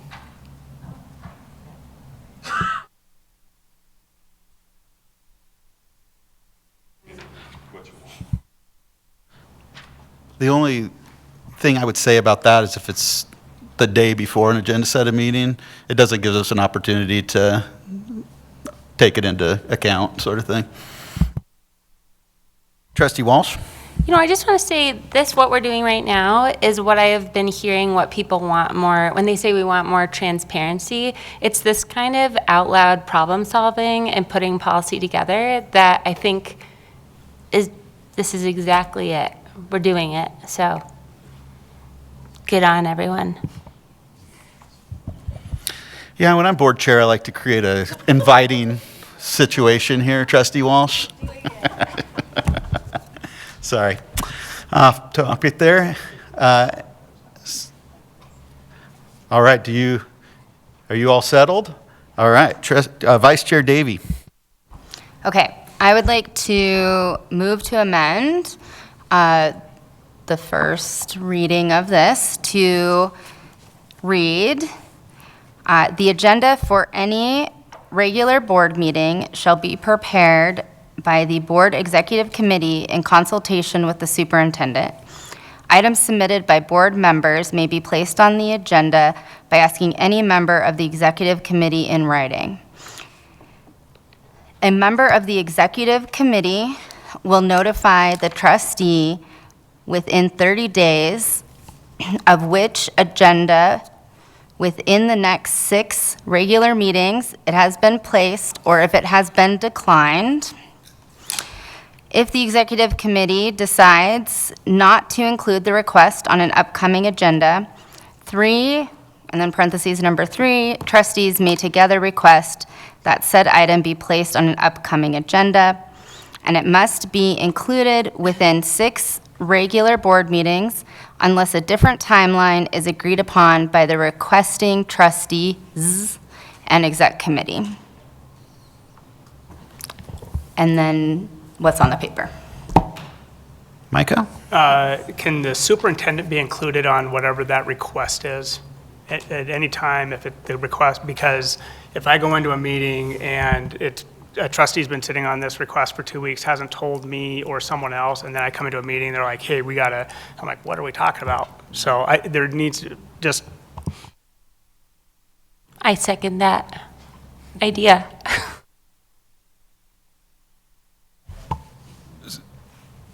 So I would suggest by asking any member of the executive committee in writing and including a copy of that request to the superintendent. I accept that friendly amendment. I'll send you my bill later. My hourly rate's pretty steep. Is that an actual motion? Okay. Do we have a second to what was said, Trustee Walsh? Okay. Comments? We do have a public comment whenever you're ready. We're ready. All right, Scott Shook.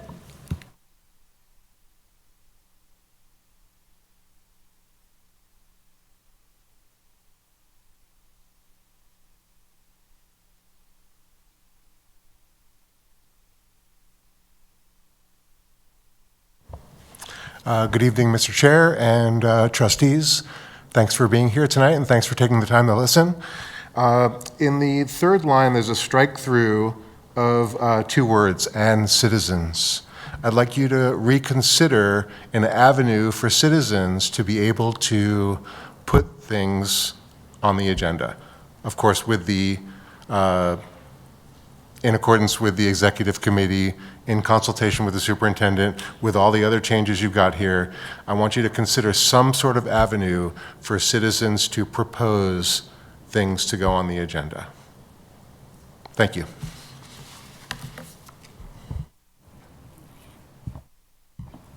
More public comment? All right, final trustee comments. Trustee Witt? Okay, so I think everyone knows I'm pretty uncomfortable with the idea of 3, and I just want to kind of go into that a little bit.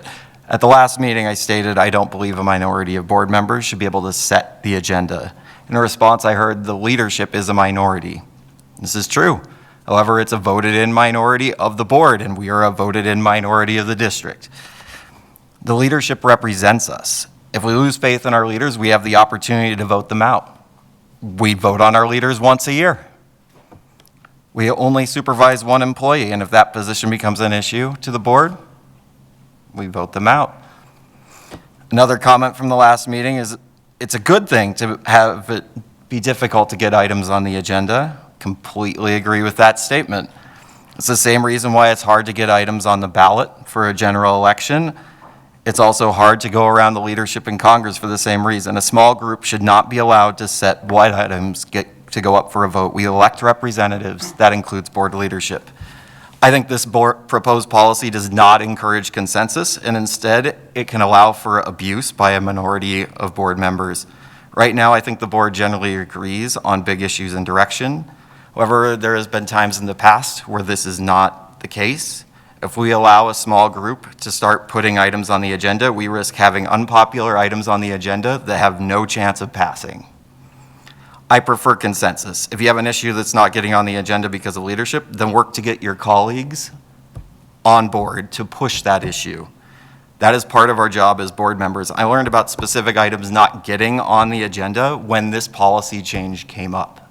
Not from someone coming and talking to me and saying, like, hey, I've been trying to get this on, it's not getting on. I also noticed in the first meeting with new leadership that the main issue that wasn't on the agenda happened to be on, right on the first time with the new leadership. My advice, reach out to others, get support to your ideas, form a majority. From there, you can go to the leadership, and I have confidence they'll listen to them. If they don't, vote them out. It's that simple. What we have now is a disagreement about methods, not what things are important to do on the board. I don't believe the system is broken. Instead, there are frustrations with how it works, and now a push to change the rules. This may be convenient for now, but to me it overlooks the long-term implications. This change would create an unnecessary tool that can be used to bludgeon board leadership and the superintendent. And so I will not be voting for this as long as we are at a minority of the board. Comments? London? I certainly see your point, and I'm still making up my decision. The thing that sticks out to me about what was just said, though, is how can you make a majority and not violate Montana state law?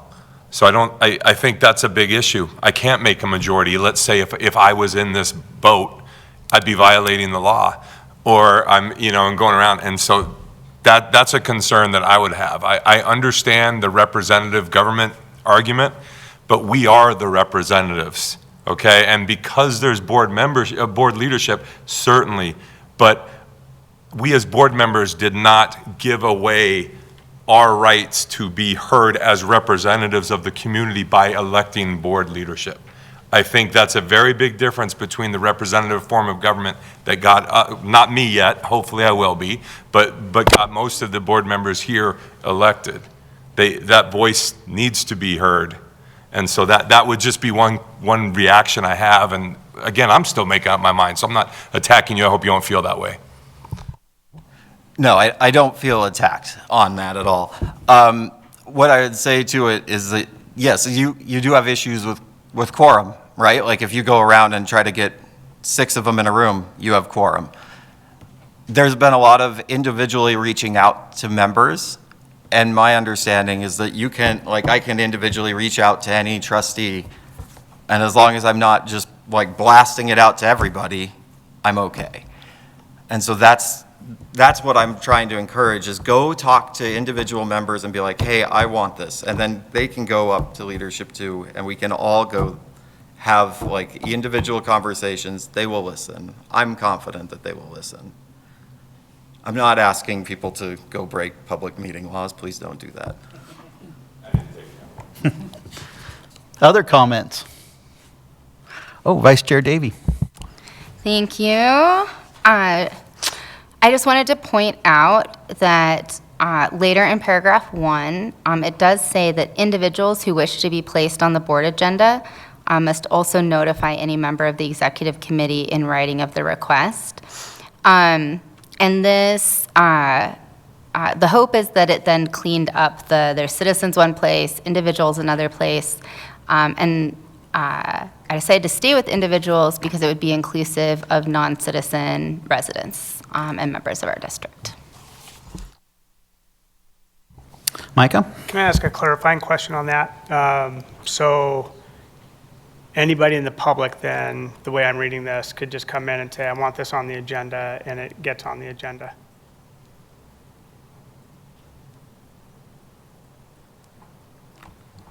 My question would be what is that?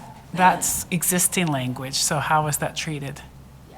So in the existing language, it says the agenda, you can read it, but basically it's saying that that decision is left up to the board chair and the superintendent. So now, if someone, the way I'm reading it right now is it's saying anybody can just come in and it's on the agenda, and you guys will be having to sit and listen to that, whatever that is, as long as it's not a complaint. Well, if you read it, it says individuals who wish to be placed on the board agenda must also notify the superintendent in writing of the request.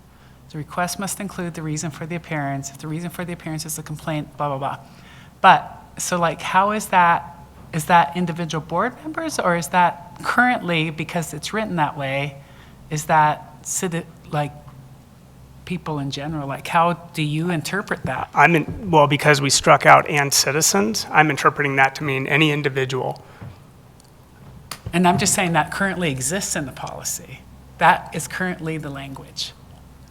And citizens, but it's also at the discretion of the chair and superintendent. That's been struck out. Right, but that last area, just the word individuals, so that currently exists. Yeah. Like if that part didn't pass. Oh, I see what you're saying. Individuals can come to you currently and write, and then you. I think the precursor is that they can be submitted and may be placed on the agenda at the discretion. I think that's just, the individual component is just a follow-up to that precursor. I guess just to clear it all up, you should just strike that whole last sentences, beginning with individuals.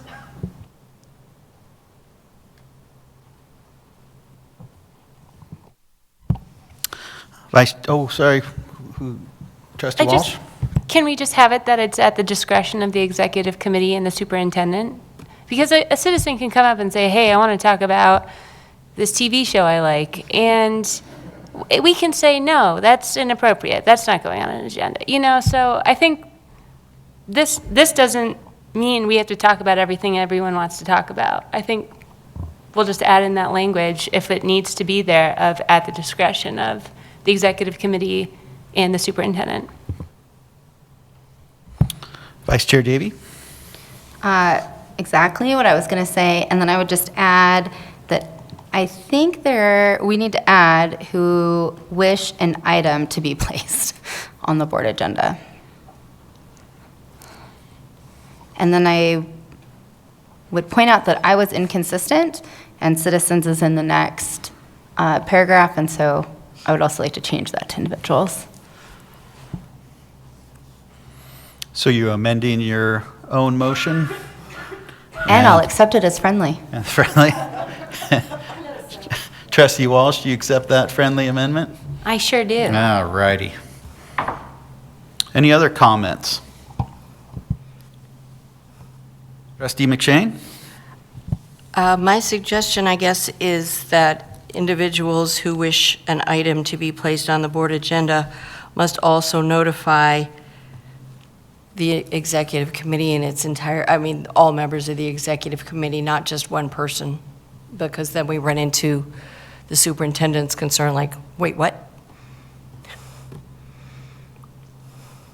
And at that point, if it goes to the executive committee, you can accept or deny, I just want to make sure that it goes to everybody so that you get to make one inclusive decision and you're done with that.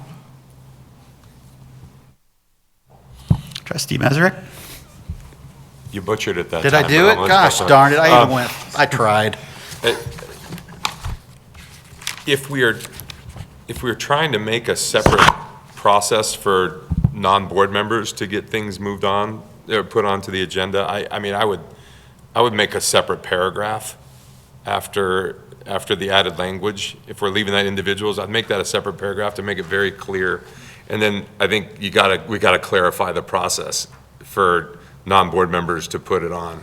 It's with these revisions that we're making a clear process for individual board members to do so.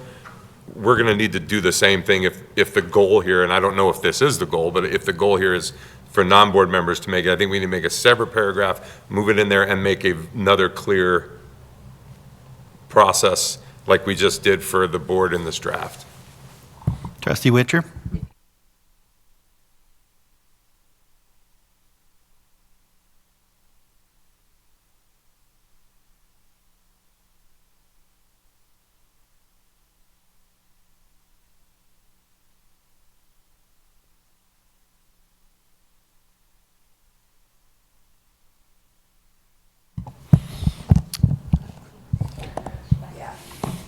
Yeah, it's either we work through the fine tune or we pull it off, fine tune, and bring it to the next meeting. I think that's kind of our option, so.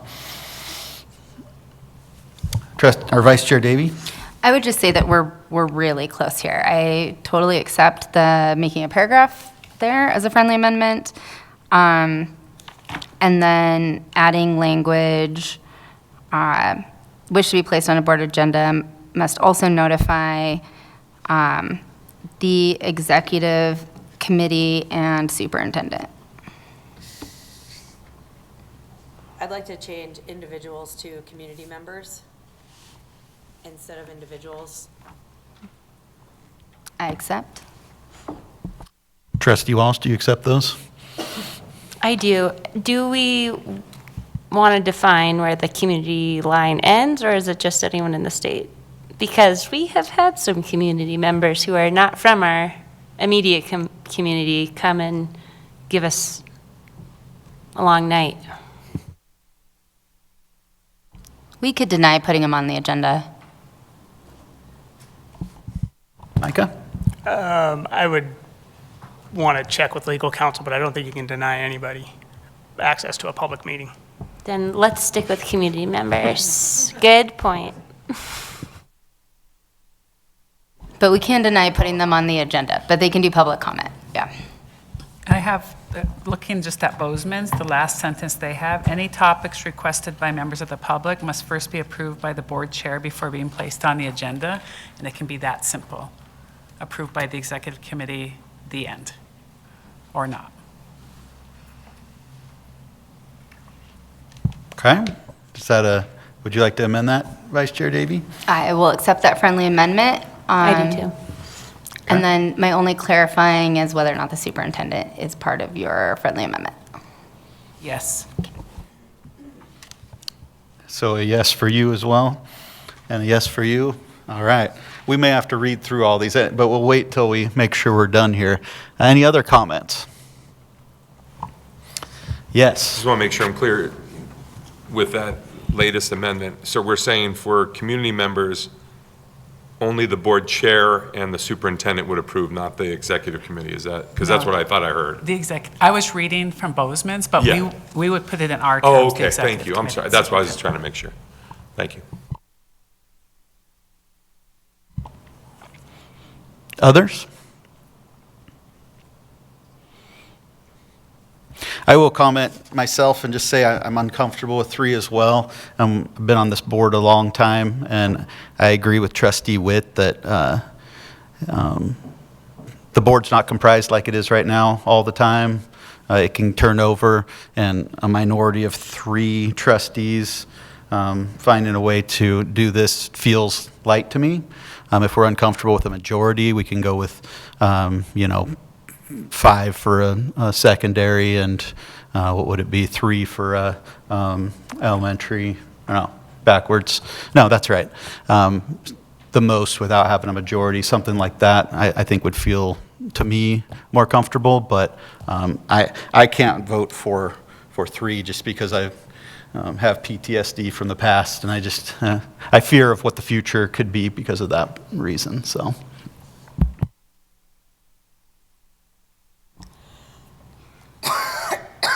Okay, we have a, oh. I was just gonna respond. Davey, yeah.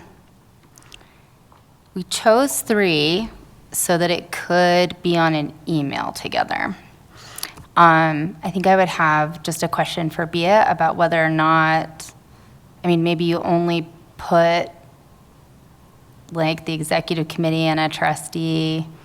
I'm worried about the emailing a little bit. So you could have like a representative, like Jenny could say, there are 5, these are the 5 trustees to you. It would be a way around it. Or do it in writing, one or the other. to- Well, like hand physical writing? Yeah. But I'm not stuck on 3. I just want there to be a way. 5 doesn't seem horrible. 4, if we're thinking 3 for 1, 4 seems reasonable. I don't know how that feels to you. Trustee Witcher? I've gone over this in my brain multiple times. I don't think your microphone's working. It's on, but it's not working. I've gone over this in my head, especially based on, both of your comments about trusting leadership and me feeling like we need to give our executive committee the chance. But also, that being said, I do believe that our system was set in checks and balances, and a year is a long time, and all good process and good government and good leadership has a checks and balance system. Because I want to trust, and I do get uncomfortable that a small group of individuals will have an issue, and guess what? They're going to get something on the agenda, and the meeting will end, and we will move forward. It's not like those three people are making a decision and changing a policy. They're simply adding something to the agenda, and I think all good leadership needs a checks and balance. Trustee Wake? I just have a clarifying question. You're saying in this policy that you want to have 3 individuals be able to come and bring something to the executive committee to be on the agenda, correct? That gives you 6 people from the board that are coming to you, because you have the 3 on the executive board, you have the 3 coming in to make something. So you need to think about that.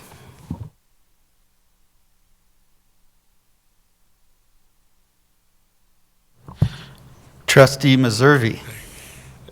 Excellent points, all of them. I think we could easily rectify. First of all, I liked your comment, and I putting it together with Trustee Witt's. I totally think 5's a good, reasonable number. I think, and we can just adjust it to say signed by 5 and submitted then, and then you won't have to worry about the quorum issue at all. Just have them all sign it. And then they can send, one person can send the email, and then submitted by the requesting trustee. You can even do a Google form. Micah? I'm just, because I just want to ask these questions, and I really want to get Bia's input on this, but if a trustee is, for lack of a better word, whipping up votes, going 1-to-1 to reach consensus on an item that is not on an agenda and has not been talked about publicly, is that a violation of open meeting laws? Whether you did it in a quorum or went 1-to-1, if you go around and you get votes and you say, hey, are you with me, are you with me, are you with me, is that a violation of open meeting laws? I would like to get some clarity on that. Just because, like, it could create problems.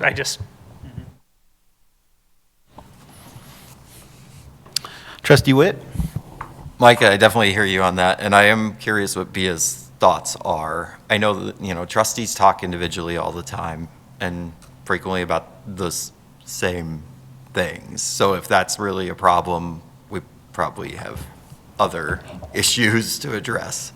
Yeah, and just to respond to that, I don't think it's meant, I'm not asking it like to be able to go have a conversation from one trustee to another on an issue, but to go and say, are you with me to get this to literally whipping up the votes that you need to have some sort of action take place outside the confines of this room. I think it is, but I want to get clarification on that. But I think there is room for trustees to have conversations and say, hey, we're talking about adding baseball. What do you think? And but that's not asking someone to come and create a vote and have a predisposed position before coming to this board because you act as a whole. So I don't know. I don't know what the answer is, but. Vice Chair Davey? Yeah, I would just say that I'm pretty sure it's okay within open meeting law, or our state legislature is in really big trouble. And as long as it comes before the full board and that's actually where the decision is made, I think that is where that comes from. But totally keen to hear from Bia. That's fair. I think we can vote on this and still ask the question of Bia since it's not changed until we vote on a second time. Trustee Janelle? That's what I would just suggest too. So I was going to say that. But, and another question I think for Bia is, because there's separate high school, elementary districts, what actually constitutes a quorum depending on who you are representing? And so 3 might be more appropriate than 5 at some point, but we can ask that question and amend that at the next reading of the policy, just because I think who is joining to try to get on. And I would say, if you're promoting an agenda and you're one of the 3 or the 5, it doesn't say you're even going to vote one way or the other on that. You just want to have a discussion at the board level. So it's not that you're making a predisposed decision by putting something on the agenda, because the executive committee does it all the time.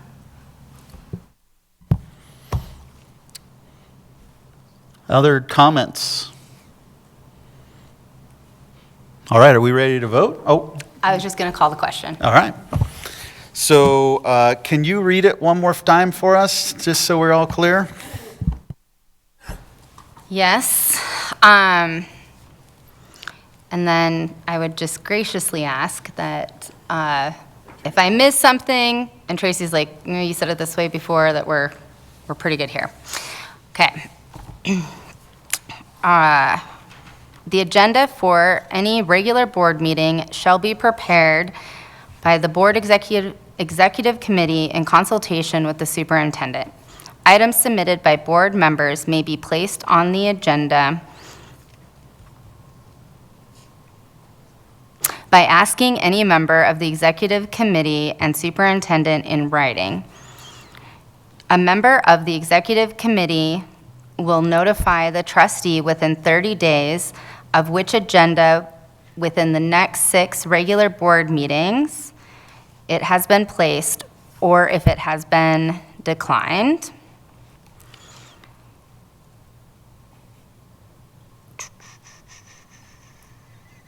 If the executive committee declines to include the request on an upcoming agenda, 3 trustees may together request that said item be placed on an upcoming agenda, and it must be included within 6 regular board meetings unless a different timeline is agreed upon by the requesting trustees and executive committee. Community members who wish to be placed on a board agenda must also notify, who wish an item to be placed on the board agenda must also notify the executive committee and superintendent in writing of the request.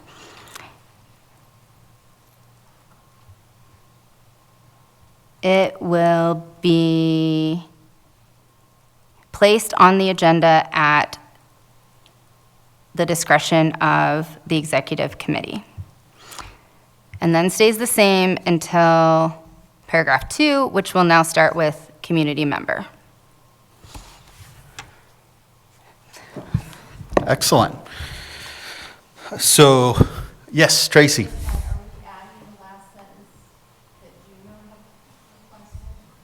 Oh, from Bozeman? From the community member. Any topics requested by the board members or members of the public must first be approved by the board chair before being placed on the agenda. Yeah. But instead of board chair, executive. Yes. Yep. Yeah. Okay. All right. So that is what we are voting on. All in favor? 1, 2, 3, 4, 5, 6, 7, 4. Opposed? 3 opposed. It passes first reading. All right. Let me get my caboodle here.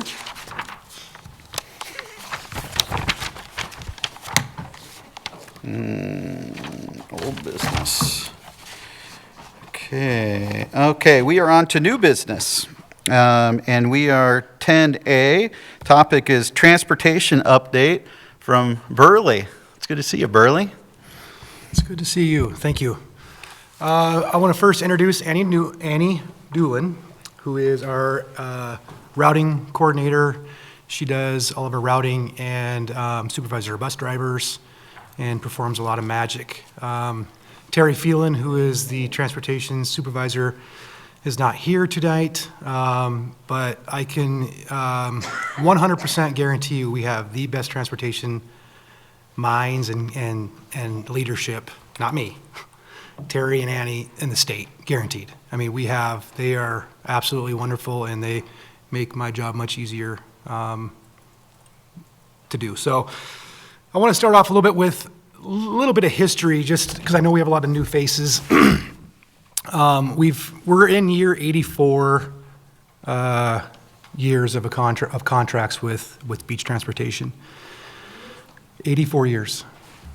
And so the last 2 negotiations, typically how we do it is we would negotiate a 5-year term. Typically, the first 3 years we'd have some increases set, and then year 4 and 5 would be negotiated when the time came. Then year 3, we would negotiate those year 4 and 5 and typically re-sign a 5-year contract. And that was kind of the status quo over the years. The last few contracts have been a little bit high increases. Some are understandable. It's not unique to Missoula. It's not unique to our contractor. It's pretty unique to the country. The country's transportation to and from school busing has went up quite a bit over the last 5 to 10 years. So that said, we do have some obstacles around our budget. Of course, it's a permissive levy. When Superintendent Hill came to Missoula, he brought with him some knowledge that school districts can indeed run some transportation and save some costs, and challenged us with that. In our last negotiations, when we brought to the board challenged us with reducing costs, and so we began investigating that. And that's kind of what we're presenting tonight, a little bit about what we've done and kind of where we're going. And so the next slide is kind of what we're going to talk about tonight. We started an efficiency review of all of our routing. We looked at regular ed routing, we looked at special ed routing, and our reimbursable rates and how we can up reimbursable rates. It was pretty thorough. And again, I say we, it was Annie and Terry who did most of this work. So, and Annie will speak here in a little bit about a lot of the work she's done. And then we looked at the district running some routes, kind of getting into that business. We're typically running some Type E buses. I might be repetitive a little bit in this, but we typically, through our contract with Beach currently, we're able to run as many Type E buses as we like. You'll hear me say buses. They are Sienna minivans, but they are buses to the state. They have some differences and inspections and done by the Montana Highway Patrol to make them a little bit different from a safety standpoint. So, and then we're also looking at, you'll hear me some future steps, but we're looking at some yellow buses, some larger buses too.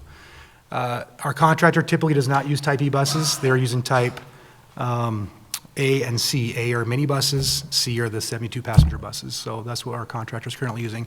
And then we're going to talk a little bit about next steps and where we're going to go from here. So Annie will kind of talk about phase 1 of the efficiency review. Okay, so I just wanted to walk you guys through phase 1 and 2 of the efficiency review that mainly was completed last year. We looked at small changes that could be made and still offer the same service to our students. So in this graphic that's on the screen, prior to above the black line is what we did last year. So you can see that we ran one bus, had just a Jeanette Rankin route, and one bus had a Meadow Hill route. And by moving the Meadow Hill route by 10 minutes, then we were able to combine so the one bus could do both middle school and high school, and then eliminated the need for bus number 9. That's just a small piece of one route, just the AM portion. So going through AM and PM, we were able to eliminate, reduce the routes by 3 general education routes. How much does that save? How much is one route for general education? One route this school year is around $70,000.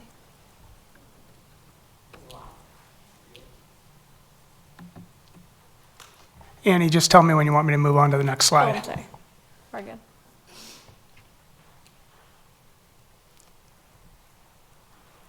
In phase 2, we focused on our non-reimbursable routes.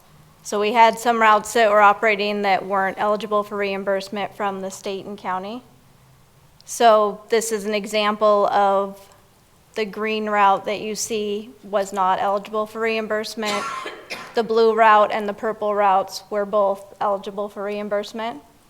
So I moved some of the stops from the green route to the blue route and some of the stops from the green route to the purple route. And then we were able to eliminate the green portion. So, and in doing that, reconfiguring these routes resulted in reduction of 3 additional general education routes. Is there still a route from Washington to Paxton? Yes, there is. Okay. I just know because a lot of Paxton Elementary students aren't bused, a lot of middle schoolers get off and walk their younger siblings home. So I just got a little nervous there. In all of this, we didn't remove any stops. So they're all the same stops, just maybe a different bus is operating them. Trustee Witcher? What makes a route reimbursable by the state and not reimbursable? You have to have at least one passenger who's over 3 miles from school, an eligible rider.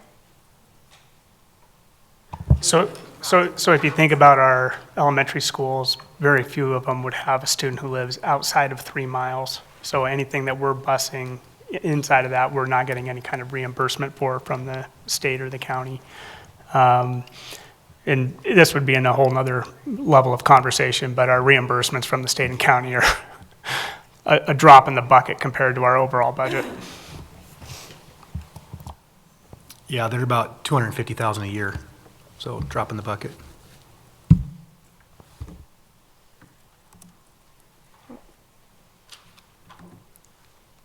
So continuing with trying to make more routes eligible for reimbursement, I redesigned the routes to make them more a wagon wheel style, so going out to the furthest point and coming in, so the routes resemble more spokes on a wheel than going to a close neighborhood and getting all the kids and going right to school.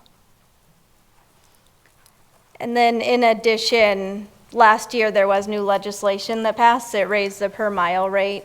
Our per mile reimbursement rate is based on bus capacity. So this shows the type E buses, that's what we're operating. And then a majority of our routes are the 70 to 79 passenger buses. And then we have some special services routes that are the 10 to 49 passenger. Vice Chair Davey? With these wagon wheel style trips, do kids spend more time on the bus? And are we expending more fuel or carbon? Well, in doing this, we were able to eliminate 6 total routes, so that would be less. And we stayed within our standards for student ride time.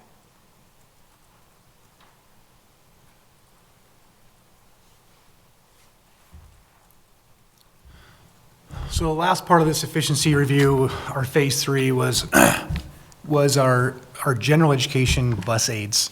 Missoula, MCPS is the only school district in AA's that actually have bus aids on our general education routes. And so we really looked at that. We negotiated some with Beach because there are a couple tough routes out there that require a little bit of extra supervision. So we negotiated in, and you can kind of see our 2024-25 went from 5 in the morning till night to 9 in the afternoon, and then we went to 4 and 4.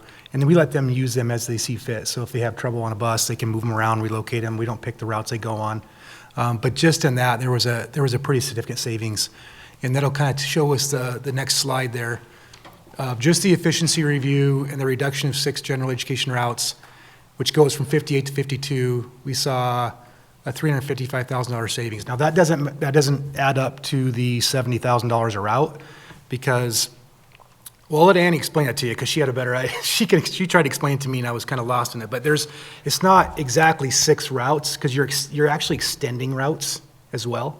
So our Schedule 1, which is our fee schedule for our contractor, it's based on 3 hours. So our route rate is based on 3 hours. Sorry, I'm not letting you explain it, but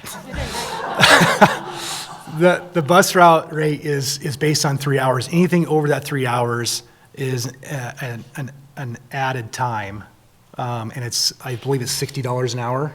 60. And it's based on half-hour increments. So we've extended some routes to pick up more kids so we can reduce routes, and so it hasn't been an apples to apples. So if you take 70,000 by 6, you're not going to get to 355. But just in case you're doing math, so you understand that. And then, of course, our reimbursements were increased because of the wagon wheel approach that Andy put together in the $58,000, and the bus attendance was a $63,000 savings. Trustee Witcher? This is all really awesome and really amazing. Why did, and I tried to see if it was later, why did we only look at general education routes instead of special education routes as well? We'll get there. Oh, I just missed it. Trustee Hayes? Just a quick question for the, like, having the attendance. Do we have cameras on our buses? Yeah, we do. Not on every bus, but a large majority. I don't know how many we don't have cameras, but it's very few. But there are still some that don't have cameras. Okay, are those buses that don't have cameras the ones that have the attendance? No, we leave it up to Beach. We don't, I do know of a couple of the attendants that use our Porter buses from the north side, and they do have attendants on them. And so, and those cameras, there's cameras on those buses as well. Okay. And so I don't know can't exactly speak to what buses don't have cameras and have aids, because Beach could shift those around daily based on need. Okay, thank you.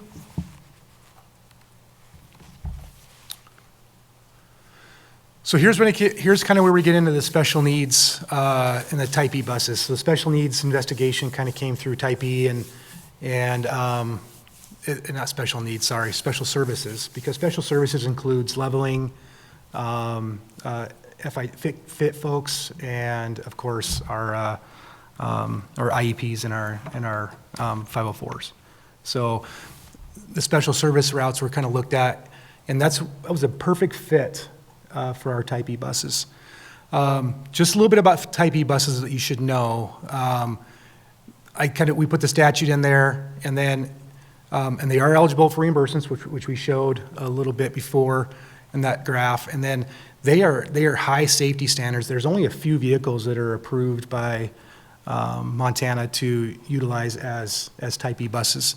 And then they're also inspected by the Highway Patrol. So they go through, they have to meet certain crash test ratings, which I believe are 5-star crash test ratings. And so these are very safe. I know a lot of arguments come out about buses and safety, but these type E buses we run meet all the safety requirements per the state of Montana. They're also, they require a lot of training by our drivers, the same as a 72 passenger bus outside of a CDL. They have to go through first aid, CPR. They do 15 hours of in-service training. They go through alcohol drug tests. They do it all. There's no different. And they do that. And so we do have some CDL drivers, and we have some non-CDL drivers currently. Did you have a question? Yes, Trustee Hayes? I do have a question. So are these bus drivers employed by MCPS or by Beach? These type E buses we're running are employed by MCPS. Okay, thank you. And so, of course, then we get into the carbon footprint, and of course, these are hybrid buses. We're averaging about 35 miles per gallon over this first semester of running our own transportation. And of course, who's ridden on a bus, and you can smell the bus fumes and everything else like that. So these are nice, clean environments, clean air for our kids, and probably a lot more comfortable.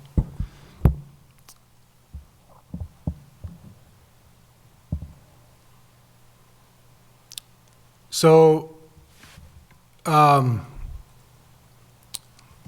we started off with our looking at what sort of routes we could take over with our type E buses. It was kind of narrowed down to middle school and high school. We didn't want to get quite into car seats and booster seats as of yet. So we kind of focused in on the high school and elementary side of things. And we looked at our currently, I'll go to the next slide. We'll kind of transition as you're going, Micah. It was a 1-to-1 ratio of what we reduced. So we were able to reduce 5 special service routes that the contractor was running and run them with our type E buses on a 1-to-1. And I state the 1-to-1 because as we proceed through type E buses and adding more to the district, it won't become 1-to-1 anymore because these type A buses that Beach runs can handle more than our type E buses. So we may have to run 2 type E's to reduce 1 of theirs. Still a savings, believe it or not. It's still a savings. And so that's why we're right now it's a 1-to-1. We reduced 5 minibuses off the roads, put on our hybrid vehicles, and then of course didn't eliminate any kids and was able to provide the same service that we've been providing for years. The spreadsheet below there is kind of the overall savings. And here's the summary of the two phase, the first phase and the second phase. And it's a pretty significant, I'll let you guys kind of read through it. I don't think I need to go through all of it unless you have questions about it. But this year, we're at a $781,000 savings for our transportation budget. It's pretty impressive. And again, Annie and Terry have done some really, really great work getting us to where we want. Yes, Micah, you referred Annie. You get the credit there too. Trustee Witcher? How does our contractor feel about our savings, and is this going to impact our negotiations? Yeah, it's challenging for sure, I think, because, they have, less routes. They had to let some drivers go. Typically, we anticipated that they told us they usually have 10% or so attrition every year, and so we kind of figured that we would kind of fall right into that. But, this year's been a learning experience for me, I think for our team and for Beach itself, and trying to figure out contractually whose responsibilities are what, how we communicate with parents, how we communicate with principals, and have that all come together. And it's been a challenge, but we've worked through it, and I think the year is going very well. But I don't think anybody wants to lose $781,000 off their bottom line, but we owe it to our taxpayers to really investigate this and continue to grow on this, which we will, and you guys will see our next steps here shortly. Trustee Janelle? What's the total budget for transportation? Like, what do we spend? Well, I knew someone would ask that question tonight. And So then I can want tell to you- know, like, what's the reimbursement we get versus taxpayer dollars that go towards it? So I can tell you what our to and from school K-12 general ed and special ed is, and it's 7.9 million this year. We do have other things wrapped up in that. Of course, Annie's salary, I think some of mine's salary, Terry's salary. We have principal salaries because they deal with behavior issues on buses, and so there's some of that in there. And I don't have that number sitting in front of me, but I do know by the end of we're in year 3 of a 5-year agreement, our contract, and by the end of the 5-year, with administrative costs and the to and from school, will be approaching 10 million. And then do you have a split of like what the reimburse from the state versus property tax, our permissive levies that we do? I don't have that. I just know we get about $250,000 a year in reimbursements. I don't have the split. I can get that for you if you guys like, though. Yeah, I'd just like to see it. And I'm just saying, like, from my experience of sitting in that seat, like, transportation is an intractable challenge.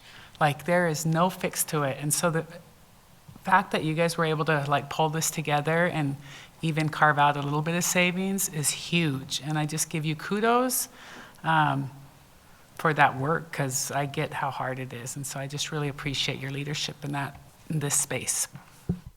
I'll just add too, Trustee Juneau brought up a point for our newer trustees and for the public too, that this is transportation is a permissive levy, so it's not a part of our general budget. It's not something like we just saved $781,000 and we can put 20 more teachers in the classrooms. It saves our taxpayers. It's being good stewards of tax dollars is what we're doing. So for the public, this is a bottom line savings to that permissive levy.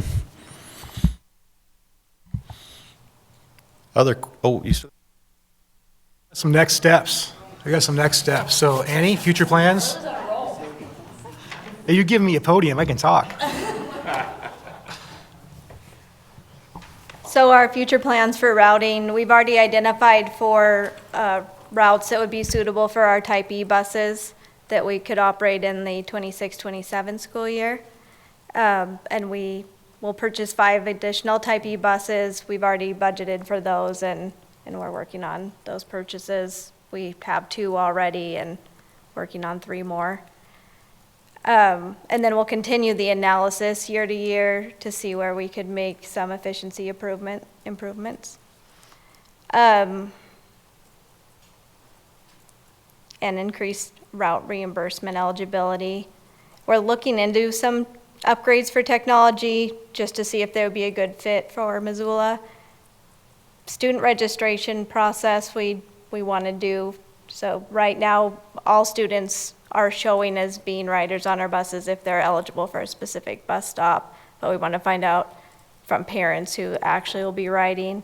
And then maybe that would move into a full-scale student tracking type. So students could use our FID cards and we can send push notifications to parents. There's some cool technology out there, but we just need to see if it'll be a good fit for us. Trustee Hayes? The student registration, I think, would be an amazing safety feature, that you could keep track of what kids are on what buses. So I would love to see that happen. Thank you.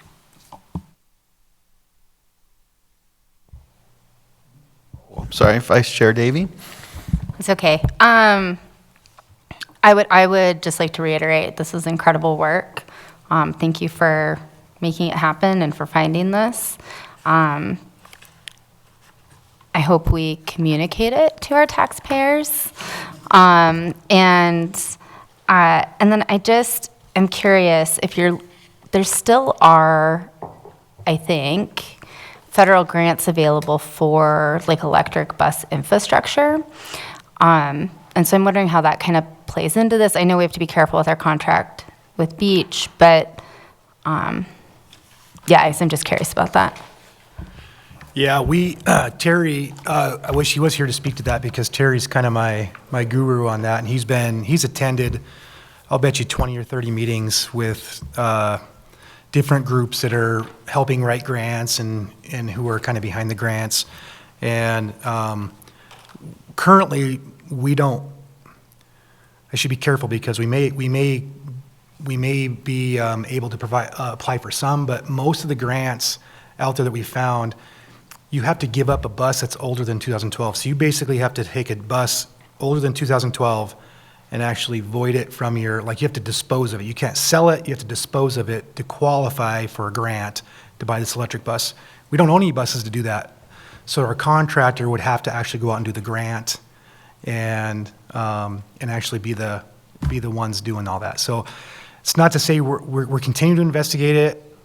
As you're going to hear some more future steps here, we're going to own some yellow buses, but it's going to take a little bit of time to kind of get that all squared away. But we continue to have conversations, we continue to investigate it, we continue to look at grants. It's not something that we take lightly. We want to keep on investigating those things. And so future steps, we're going to continue to get a little bit bigger in the transportation world. We're going to continue with the Type E buses, as Annie just said. We got to start, this is kind of preemptive to future board conversations probably over the next couple months on how we go from here. If we want to start looking at yellow buses, you have to have people who can work on them. You have to have a facility that they can work on them in. And currently, contractually, we're able to run 2 yellow bus type routes, which means we need to own 3 or 4, because you need to have those extra spares. We have extra Type E buses too that we rotate in, because if one breaks down, you have to have someone to go pick those kids up and get them to school. So you have to have those spares. So we're going to try to baby step into these yellow buses so we can start depreciating them and we can start building those funds to increase purchasing yellow buses, larger buses. They're type C buses. I try to use layman's terms the best I can, but there is going to have to be some conversations around these facility and staffing. And I think the first thing I put in there was mechanics, because I feel like if you're going to build a facility, you should have a mechanic on hand, on staff to help you design that with an architect team. I don't know anything about working on buses. I don't pretend to. And so, you look at a wash bay, you look at having a pit, and there's a lot to it. So, and then the fleet development, we have a yellow bus that's in our budget this year. We have not purchased one yet. We're still working on that. And one thing we'll be able to do with it is run activities, also contractually, is we can run activities within city limits. So we can't bus our kids to Butte or Kalispell or whatever, but we can run Meadow Hill basketball team to Washington. for a middle school basketball game. So there's some savings we can do there too, but we want to make sure that we're looking at those, which is going to be the next steps for Annie, is looking at what general ed routes we can look at on taking some larger buses and getting them on the road as well. Trustee Walsh? Well, hats off, really incredible work. As we look ahead, I'd love for us to, and I'm sure people have already thought of this, but consider tying in the CTE, so, you know, a lot of our high schoolers into the development of mechanics bays and really integrating students into every part of the future plan. I think it's a great opportunity. Vice Chair Davey? I just wonder if our contractor or the contractor out in Bonner, Potomac, Clinton has a bus older than 12 years old they'd love to sell us. Burley's got his eyes on a 1968 International. So a lot of the grants, you have to also prove that you have them on route. So you can't just go buy an old bus and then trade it. Trustee, do you know? Yeah, so not a food truck. I guess my question is, what kind of percentage of general ed, middle school, high school ride the bus?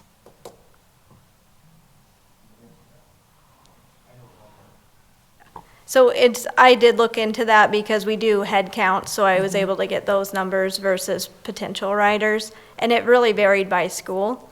So where our highest ridership is in middle school, and I think that's because we have we have the 3 middle schools, so there's further distances, and then the elementary schools, we do have a lot of riders in elementary, and then high school is a lot less.